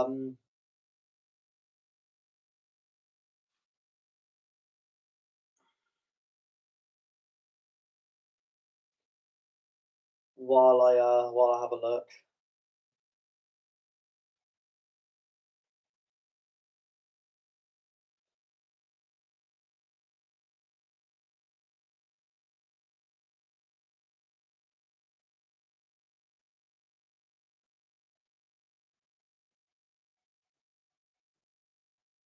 Oh, fuck's sake.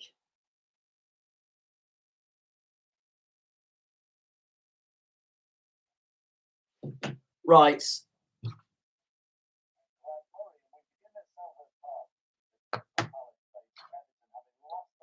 Oh, they dominated this game, didn't they? Palace. They tore Everton apart this game. When you thought Everton fought back.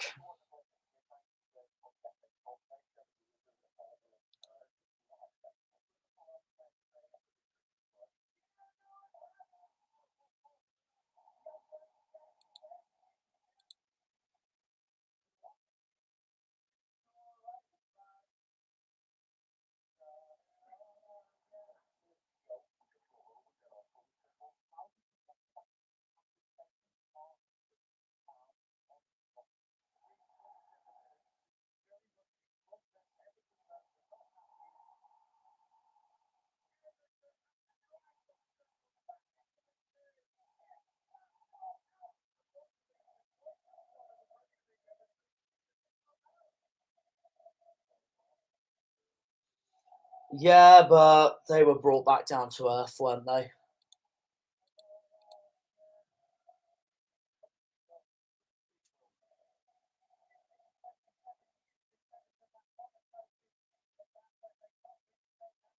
Look at the atmosphere, though, at Selhurst Park always brings.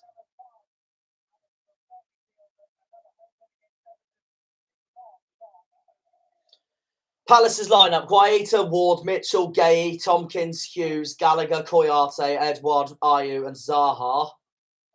Oh my god, why didn't I see the bench very quickly? The graphic was so bloody quick then.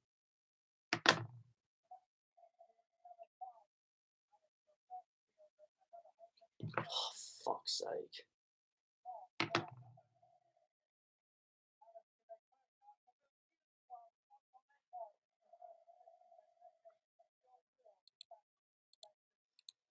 Everton: Pickford, Coleman, Godfrey, Holgate, Keane, Decore, Delph, Gomez, Townsend, Richarlison, and Damari Gray. Yeah, the graphics went way too quick then for me.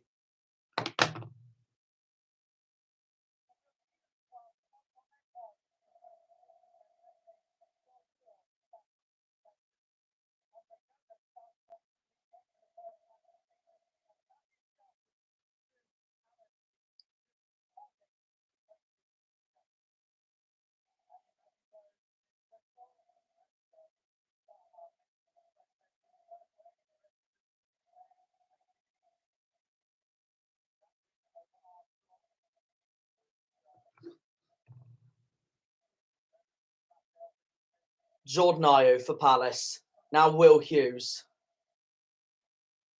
Edward. Jordan Ayew. Pickford saves it.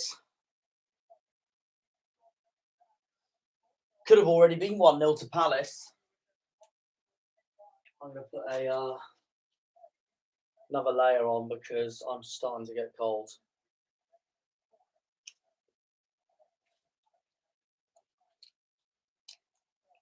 Here is Joe Ward.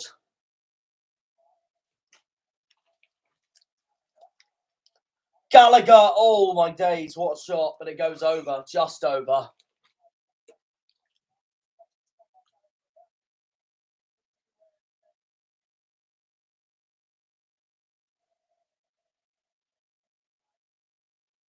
Here is Gallagher. Back to Jordan Ayew.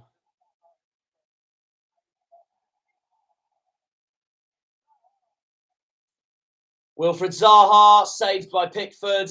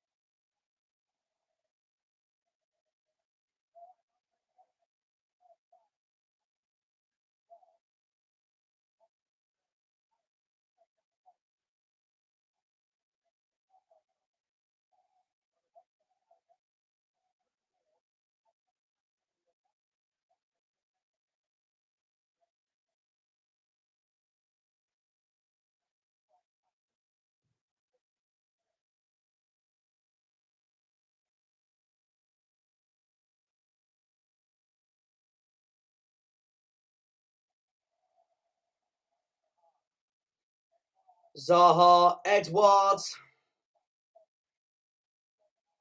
Jordan Ayew.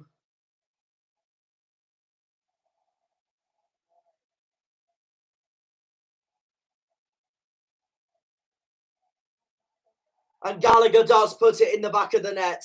1-0 to Crystal Palace, who deservedly take the lead.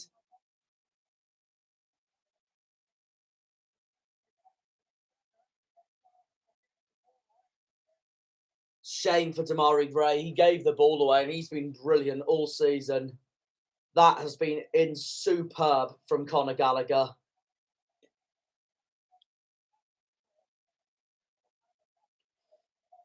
And Palace take the lead. It's that man again, Conor Gallagher. Just before half-time. Here's Zaha. Mitchell takes on Coleman.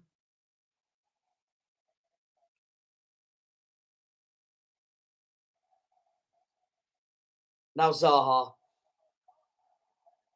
Gallagher's header goes wide.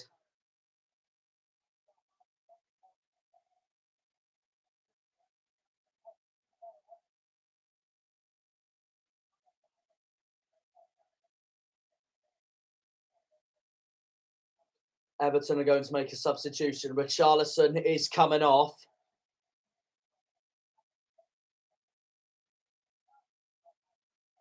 He's once again fuming at coming off, knowing Richarlison.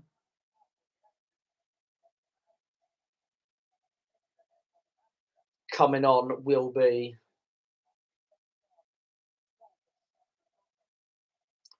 Rondon.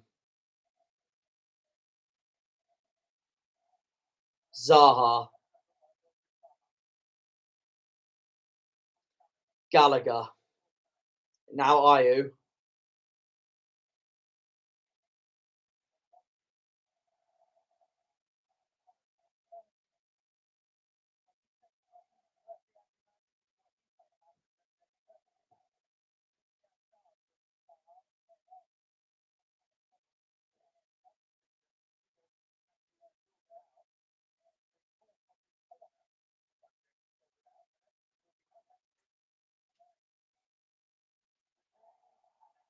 Oh, and it's 2-0.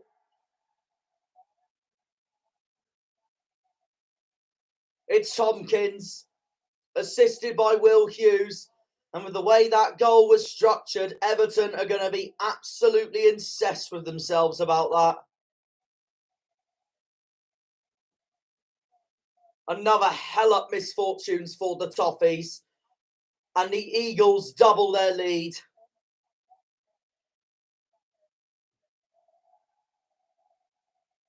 Oh, the fans are absolutely incensed.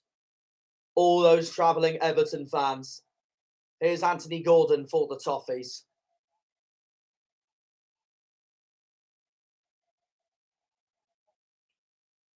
Coleman tries to find.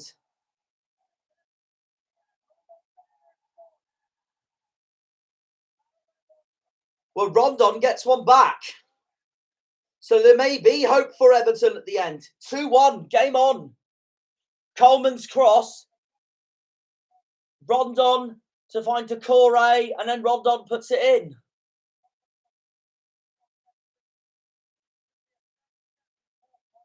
It came off Joe Ward as well. So this time, this was Palace's error really. Guaita, no chance. And Everton, they might fight back here.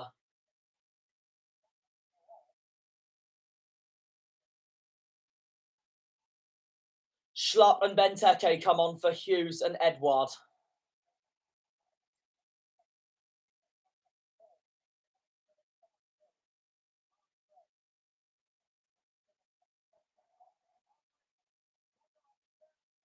Townsend has a chance. And it hasn't quite gone his way.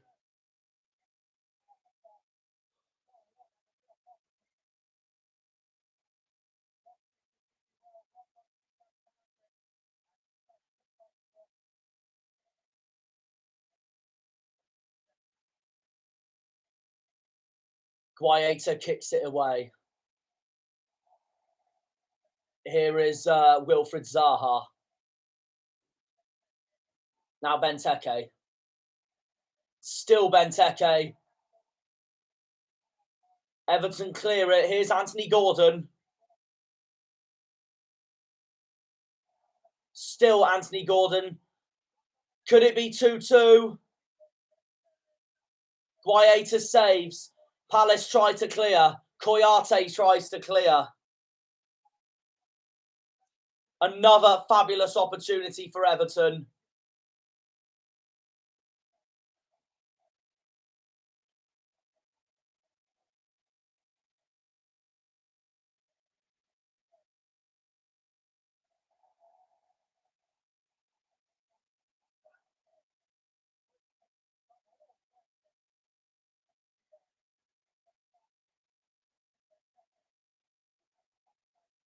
I mean, look at that. That's a yellow. I think that's going to be a yellow card. Now, Nathaniel Klein comes on for Tyreek Mitchell. Schlupp loses the ball, which Coleman takes straight away. Everton get given the free kick, but then lose the ball. Here's Gallagher. Oh, my days. What a goal, top right, to win the game for Crystal Palace. A thunderous goal by Conor Gallagher, who has been magnificent this season so far. And to me, Crystal Palace's best player so far this season. What a strike. No chance for Pickford.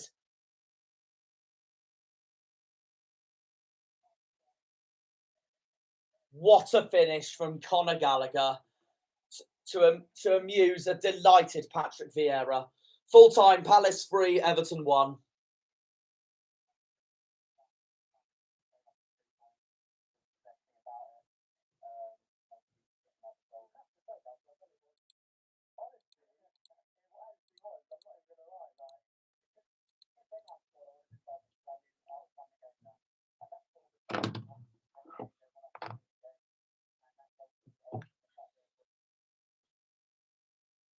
Come on.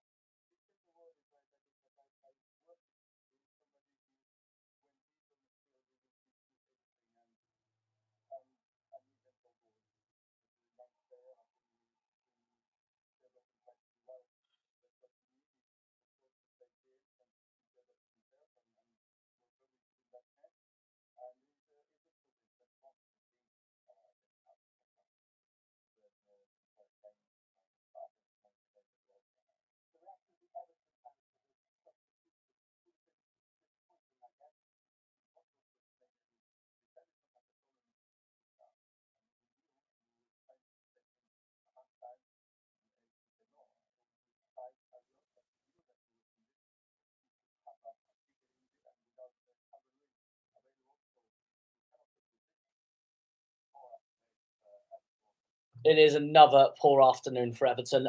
Before I move on to the rest of the listening to Chapman there. Let's just have a look at some things. Oh, fuck's sake, now my Mac's being a mong. Only Everton players got booked, Damari Gray and Decore. As for the stats, Palace had 61% possession to Everton's 38, 6 shots on target each for the pair of them, 17 shots to Everton's 12, and 8 corners to Everton's 2.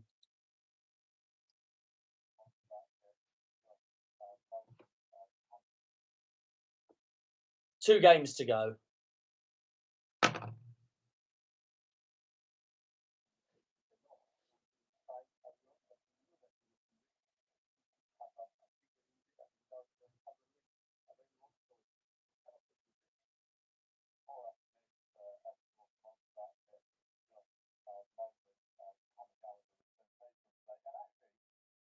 It was another sensational performance from Gallagher.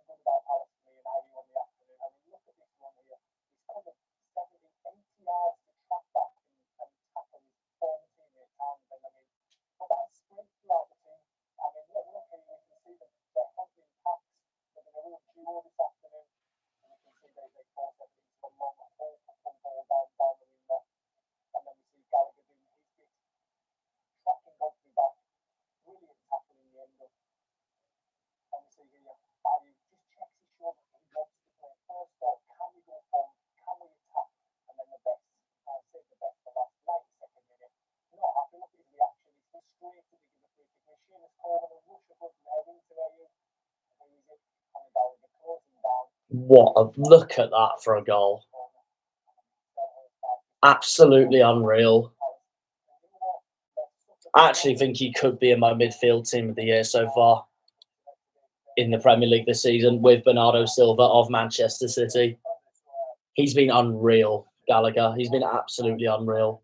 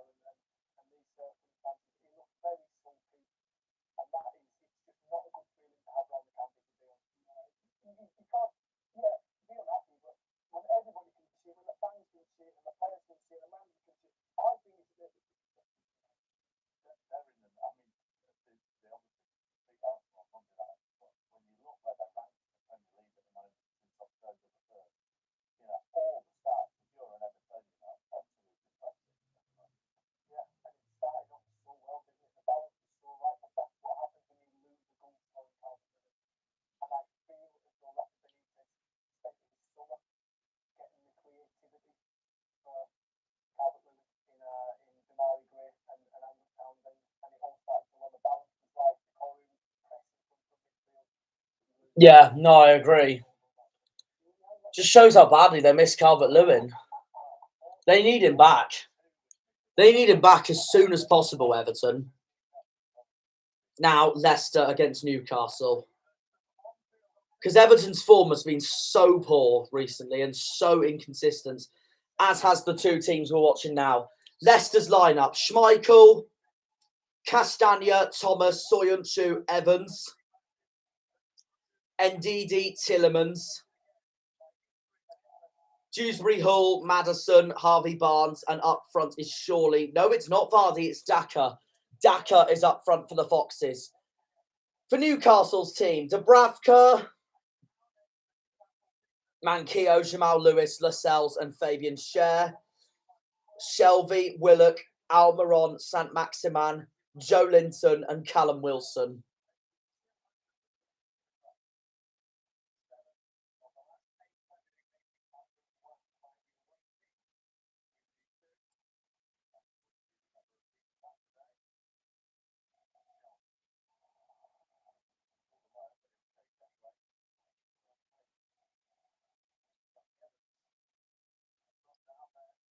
Joe Linton. Newcastle starting the pressuring first. And it's a side netting from the man from Paraguay, Miguel Almiron, as he tried to whip the ball past Kaglar Soyuncu. But no goal through for Newcastle. And Johnny Evans looks injured. And that is why he has been replaced by Samare. So, Leicester already make a substitute.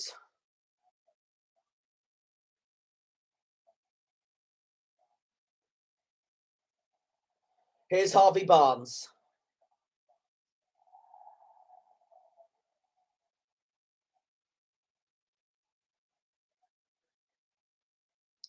Free kick to the Foxes.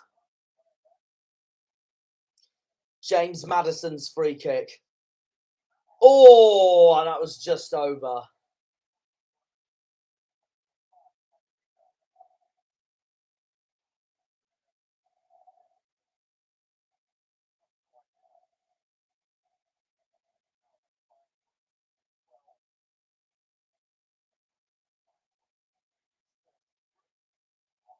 Oh, Leicester give it away. Here's Saint Maximan. It's Samare who gives it away to the French attacker for Newcastle. Joe Linton loses the ball. Leicester play the advantage. James Maddison. Here's Daka. Taken down. Foul. Free kick Leicester. Foul by Jamal Lewis. And the man from Northern Ireland will be booked for that.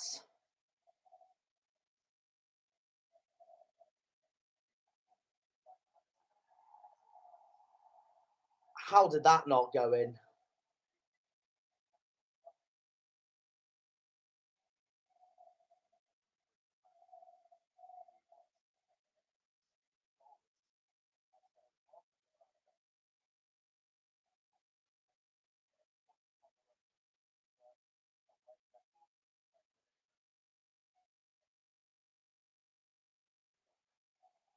Shelby loses the ball. Maddison goes down.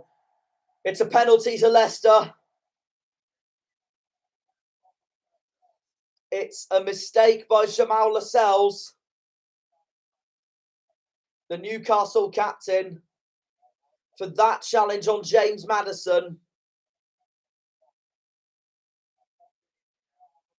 See, I don't think there's anything. Maddison, I swear, dives before going down. How did that stay? I think that's nowhere near enough to be a penalty. But Tillemans does the job, no problem. It is 1-0 to the Foxes. See, I thought Maddison went down far too easily. That, for me, isn't a penalty.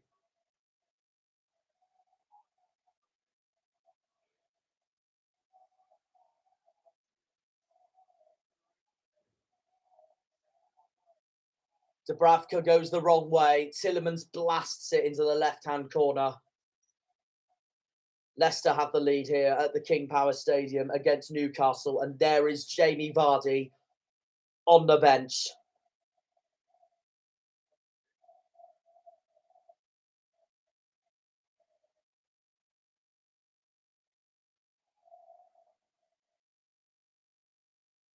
Sillemans.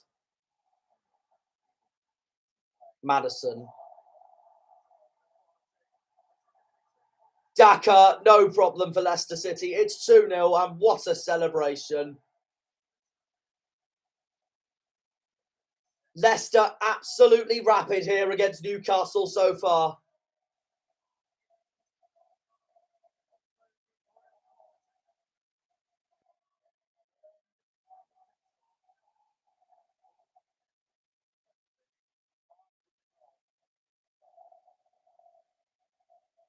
That pass from Maddison, though, was unbelievable.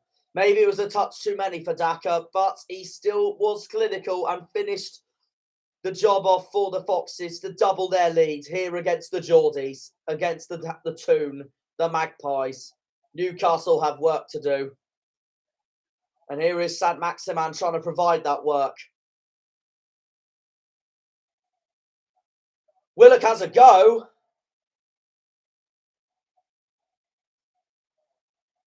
But Newcastle, that just goes over. Ryan Fraser and Murphy come on for Almiron and Jamal Lewis, meanwhile, for the Toon.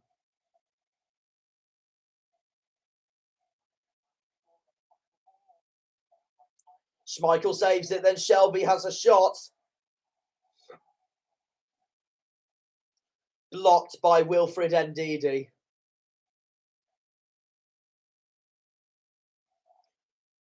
Harvey Barnes comes off. Mark Albrighton comes on.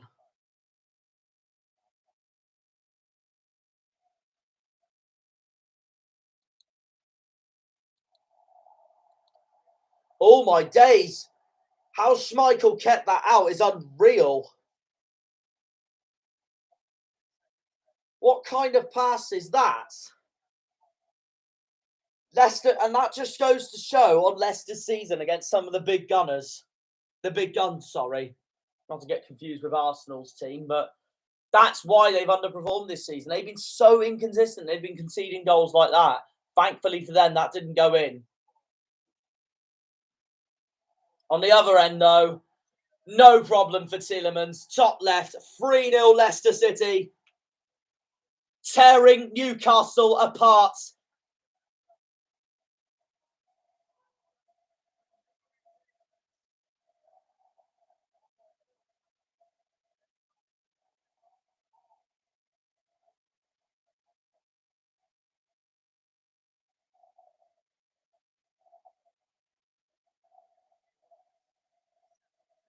Look at that for a finish by Yuri Tielemans.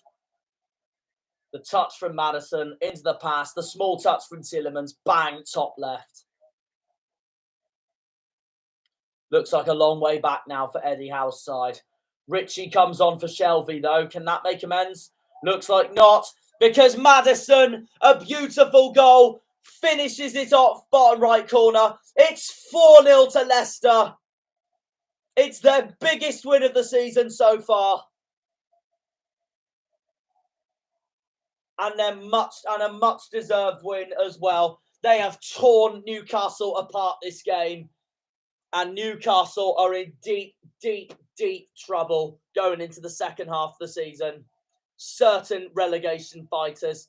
Now they've got to try and survive throughout the January transfer window. It's a tough task to stay up. Leicester 4, Newcastle 0.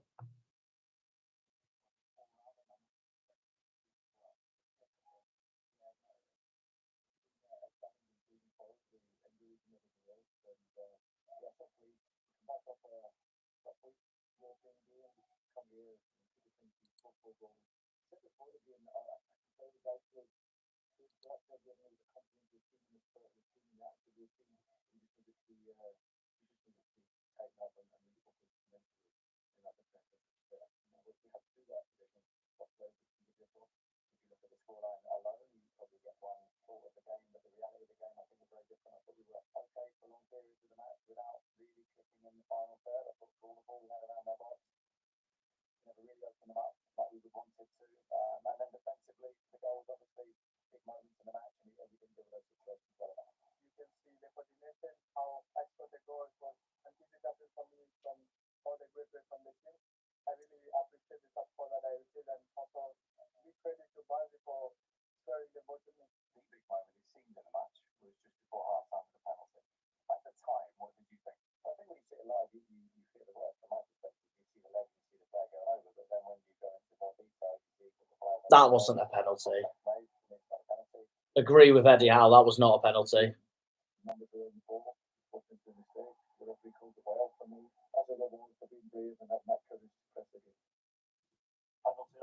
No, it was not a penalty. Not a penalty. Maddison went down so far easily. It was ridiculous. Soyuncu, Castagna, San Maximan, Manquillo, and Jamal Lewis all got on the book. For the rest of the stats, Leicester had 47% possession to Newcastle's 53. 5 shots on target to Newcastle's 3. 8 shots to Newcastle's 12. And 4 corners to Newcastle's 6. So it doesn't look too bad for Newcastle, to be fair. But judging by the scoreline, they are far from clinical, and Leicester were far clinical for that match. No, it's not. It was not a penalty. Maddison went down so easily. I completely agree with Eddie Howe. It was not a penalty. It was too soft.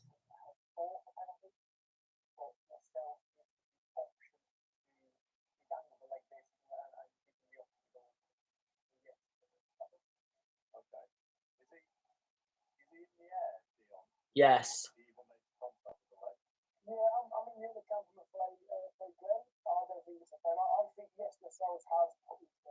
He does put his leg there, but Maddison goes down too easily. Too soft. It's not a penalty. It honestly is not a penalty.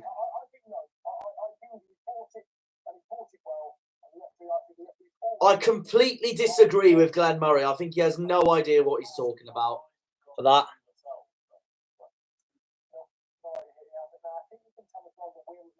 That's not a penalty.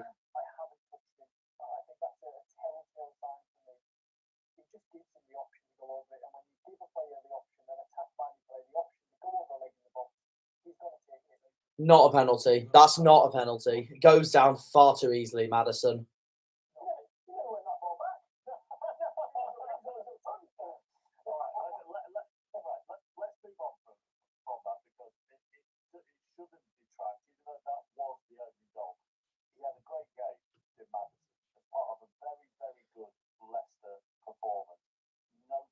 He did have a great game, to be fair.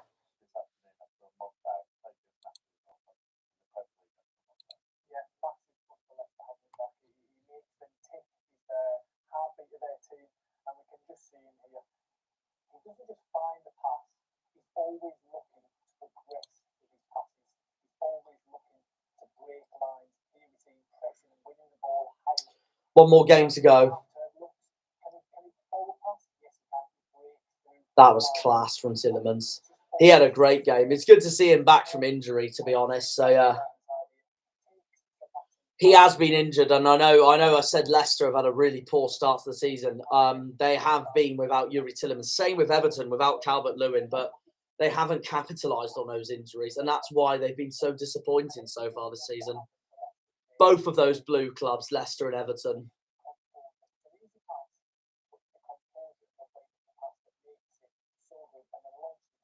Never know. They might change their form second half of this season. They might have an outstanding second half of the season.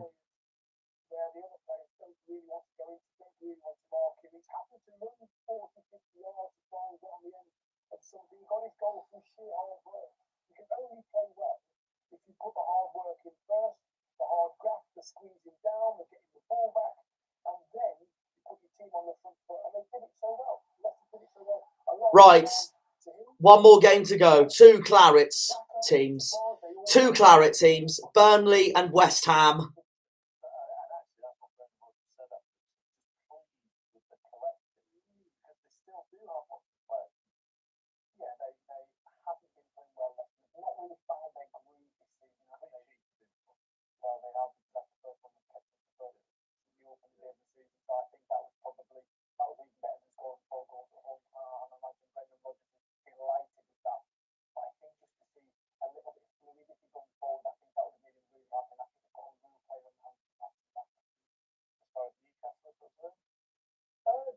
limited again, unfortunately, defensively they were all over the place. There wasn't anybody really taking responsibility. And I mean, this one here, when you're playing out from the back, you have to play to Shelby's feet.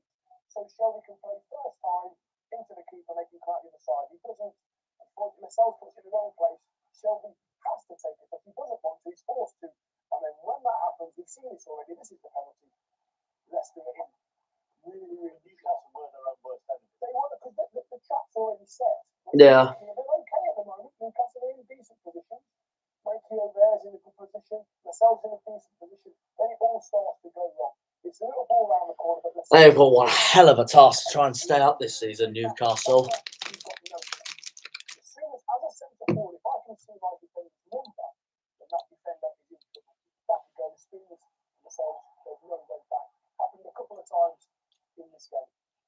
You get caught in the 8 position, his hands on his hips in possession, and then he just shoots. I mean, he determines here, he just breaks, shows desire, power to get into the box, and gets his just reward for making that run. And he picks up 17 yards in Jordan. Now that, for me, is just unacceptable. Jordan does get caught in the 8, which is it's not normal for him, but you've still got to react to where you are. Again, he gets caught on the ball here. Newcastle in control, 6 players on 2 Leicester players. I mean, they've got to keep this ball out of the back of the net. Madison makes a great run, makes Daka's mind up, and Andes turns his back, like the English said about the side, he turns his back on the play and ends up with a great finish from Madison. If you were looking at that from a coach's point of view, that's all individual errors. Yeah, it's body language, it's body shape, it's where you've got to know where your men are, and if the gap's too big between you and your central defender, your partner, bring him in a little bit. Force him to go wide. There's a lot of gaps, and their body language wasn't great. The shoulders, what we call our shoulders down the pitch, not across the pitch. Really difficult for themselves today, Newcastle. Okay. On to 4th place, West Ham away at Burnley, who started the Right. Last game of the stream, Burnley West Ham, because Brighton Tottenham got postponed, as we all know. Burnley's lineup: Pope, Lowton, Taylor, me, Tarkowski, Westwood, Cork, McNeil, Goodmanson, Rodriguez, and Chris Wood. No Maxwell Cornet. Fabianski for West Ham. Sofal, Masuaku, Diop, Dawson, Socek, Rice, Bowen, Lanzini, Benrahma, Antonio.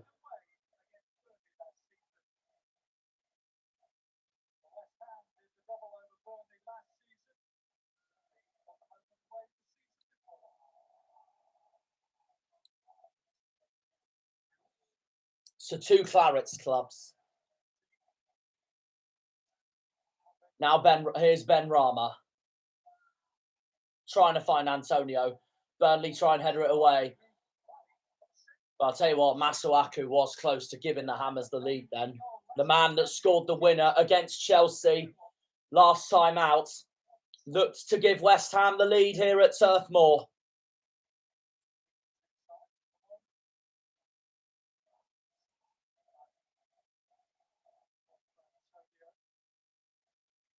Here's Tarkowski. But now West Ham win it back. Here's Antonio, who goes down. And it is a free kick to the Hammers.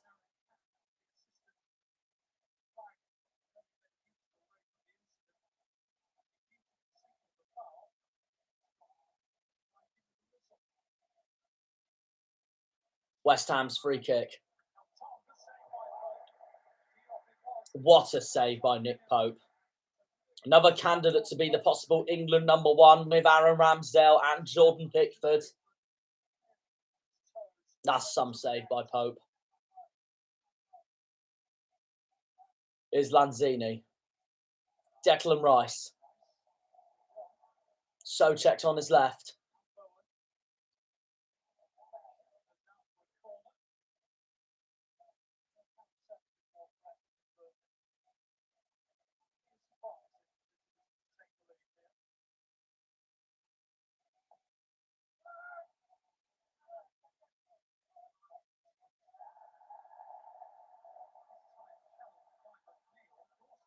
Dawson goes down, challenged by Dwight McNeil.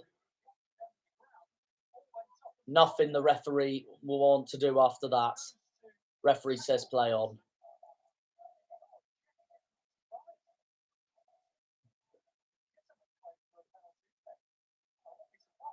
I think that will be a penalty.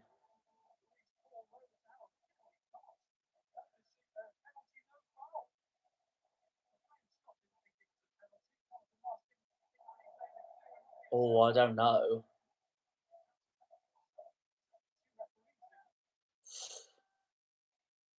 Nah. I don't know. That's a debatable one, but they said play on.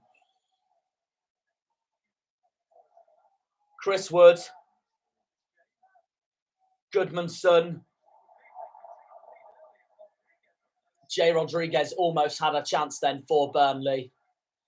Blocked by Craig Dawson.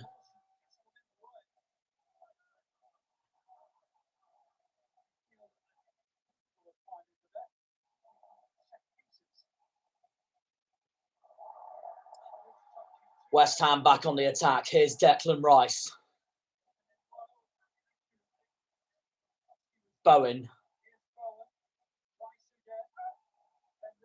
Ben Rama's header saved by Nick Pope.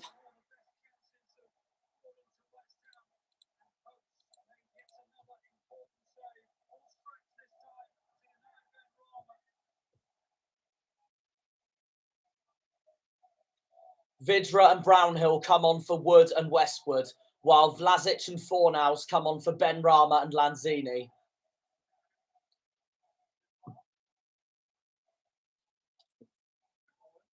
Here's Bowen. Here's Souček. So foul.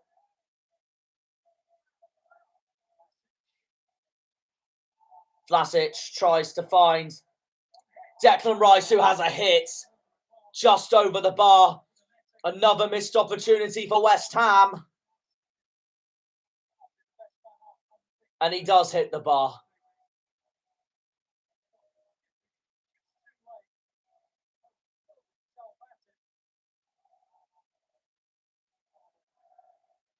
Aaron Lennon comes on for Dwight McNeil.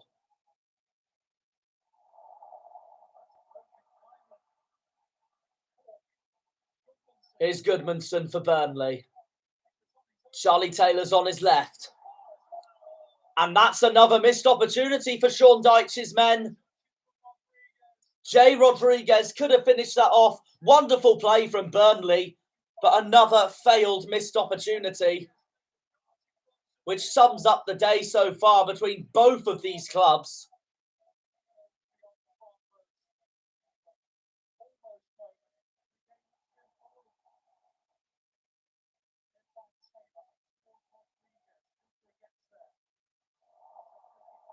West Ham win it back. Here's Fornals.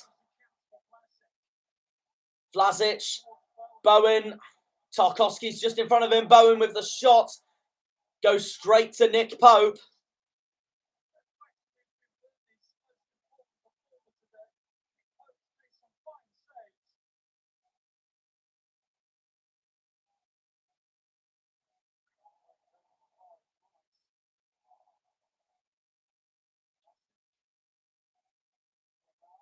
Is Fornals. Declan Rice. Vlasic. Souček just over. Could have won the game for West Ham. And it is another. Oh, it's gone over. Yeah. Sums up both of the club's days. Burnley 0, West Ham 0.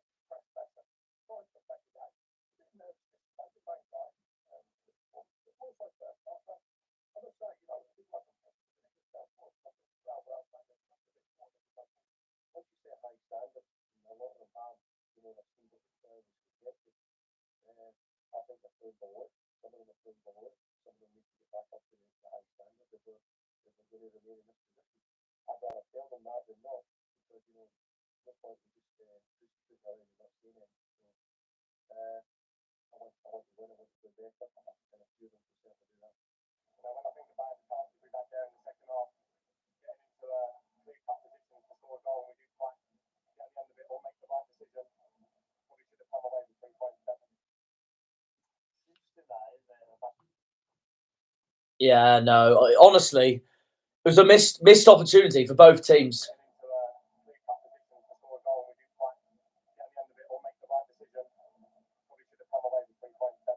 Been a missed opportunity for both teams. Charlie Taylor got booked, as did Ben Mee, as did Craig Dawson. They were the three bookings, 2 from Burnley, 1 from West Ham.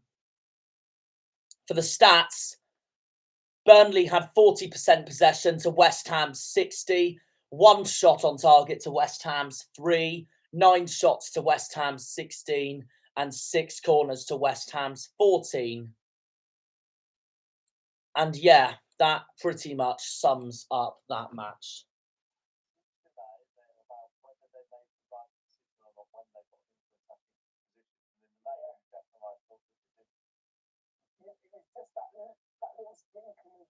Goals that just didn't happen for them today. They got themselves into some really good positions. They were very, very positive.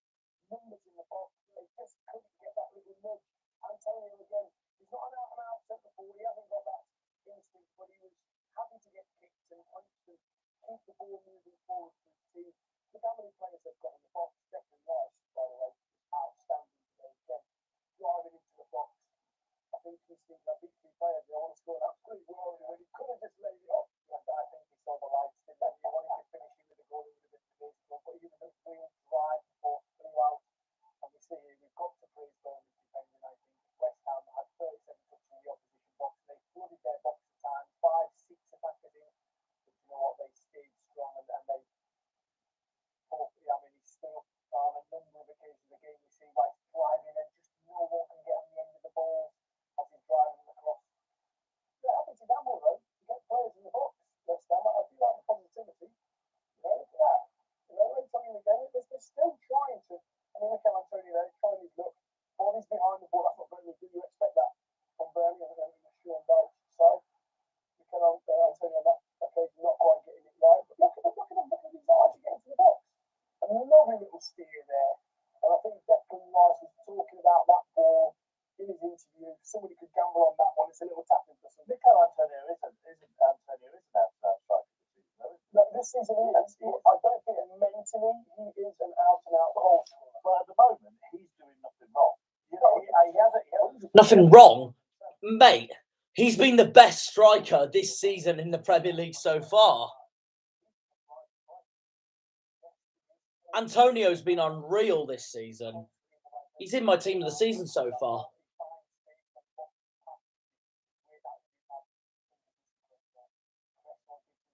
They are missing Cresswell, I agree. The Hammers.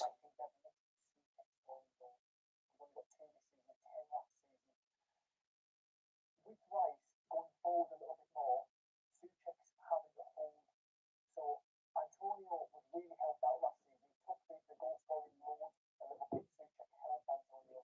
This year, the goals that seems to be falling on Antonio's shoulders more, so he needs help moving on. They are a referee seems to be doing the best to confuse with them decision this weekend. Oh, what's going on? What's this for you? It's an obvious penalty to me. Again, I think it's a penalty. Yeah, I think, to be honest, it's a debatable one, but to be honest, I'd say that's a penalty. If you compare that to Maddison's one in the Leicester-Newcastle game, and especially Sterling's in the Man City-Wolves game, that is a penalty. That's a penalty. But the Maddison penalty and the Matinho so-called handball, but it landed there. How that is a penalty was ridiculous.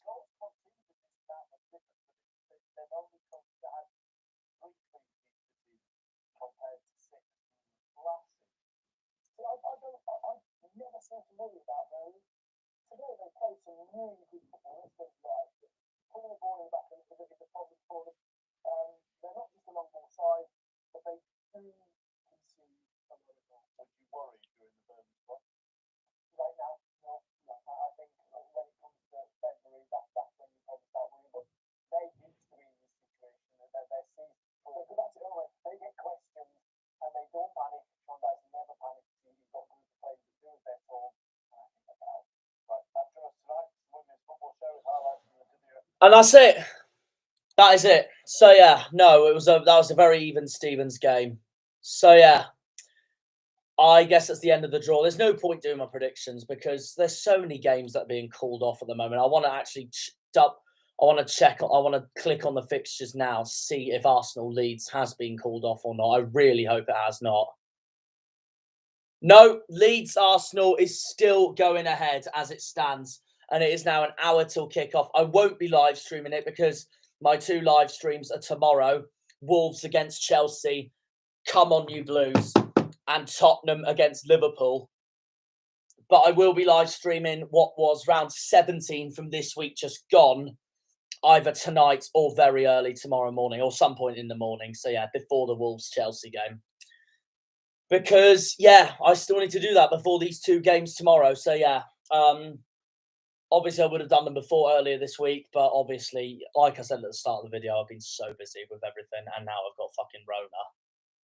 So yeah, hopefully that PCR test comes sooner rather than later, and hopefully it's negative, because I don't feel unwell at all, meaning I feel very well right now. So yeah, thank you for watching, and we'll catch you later. Cheerio.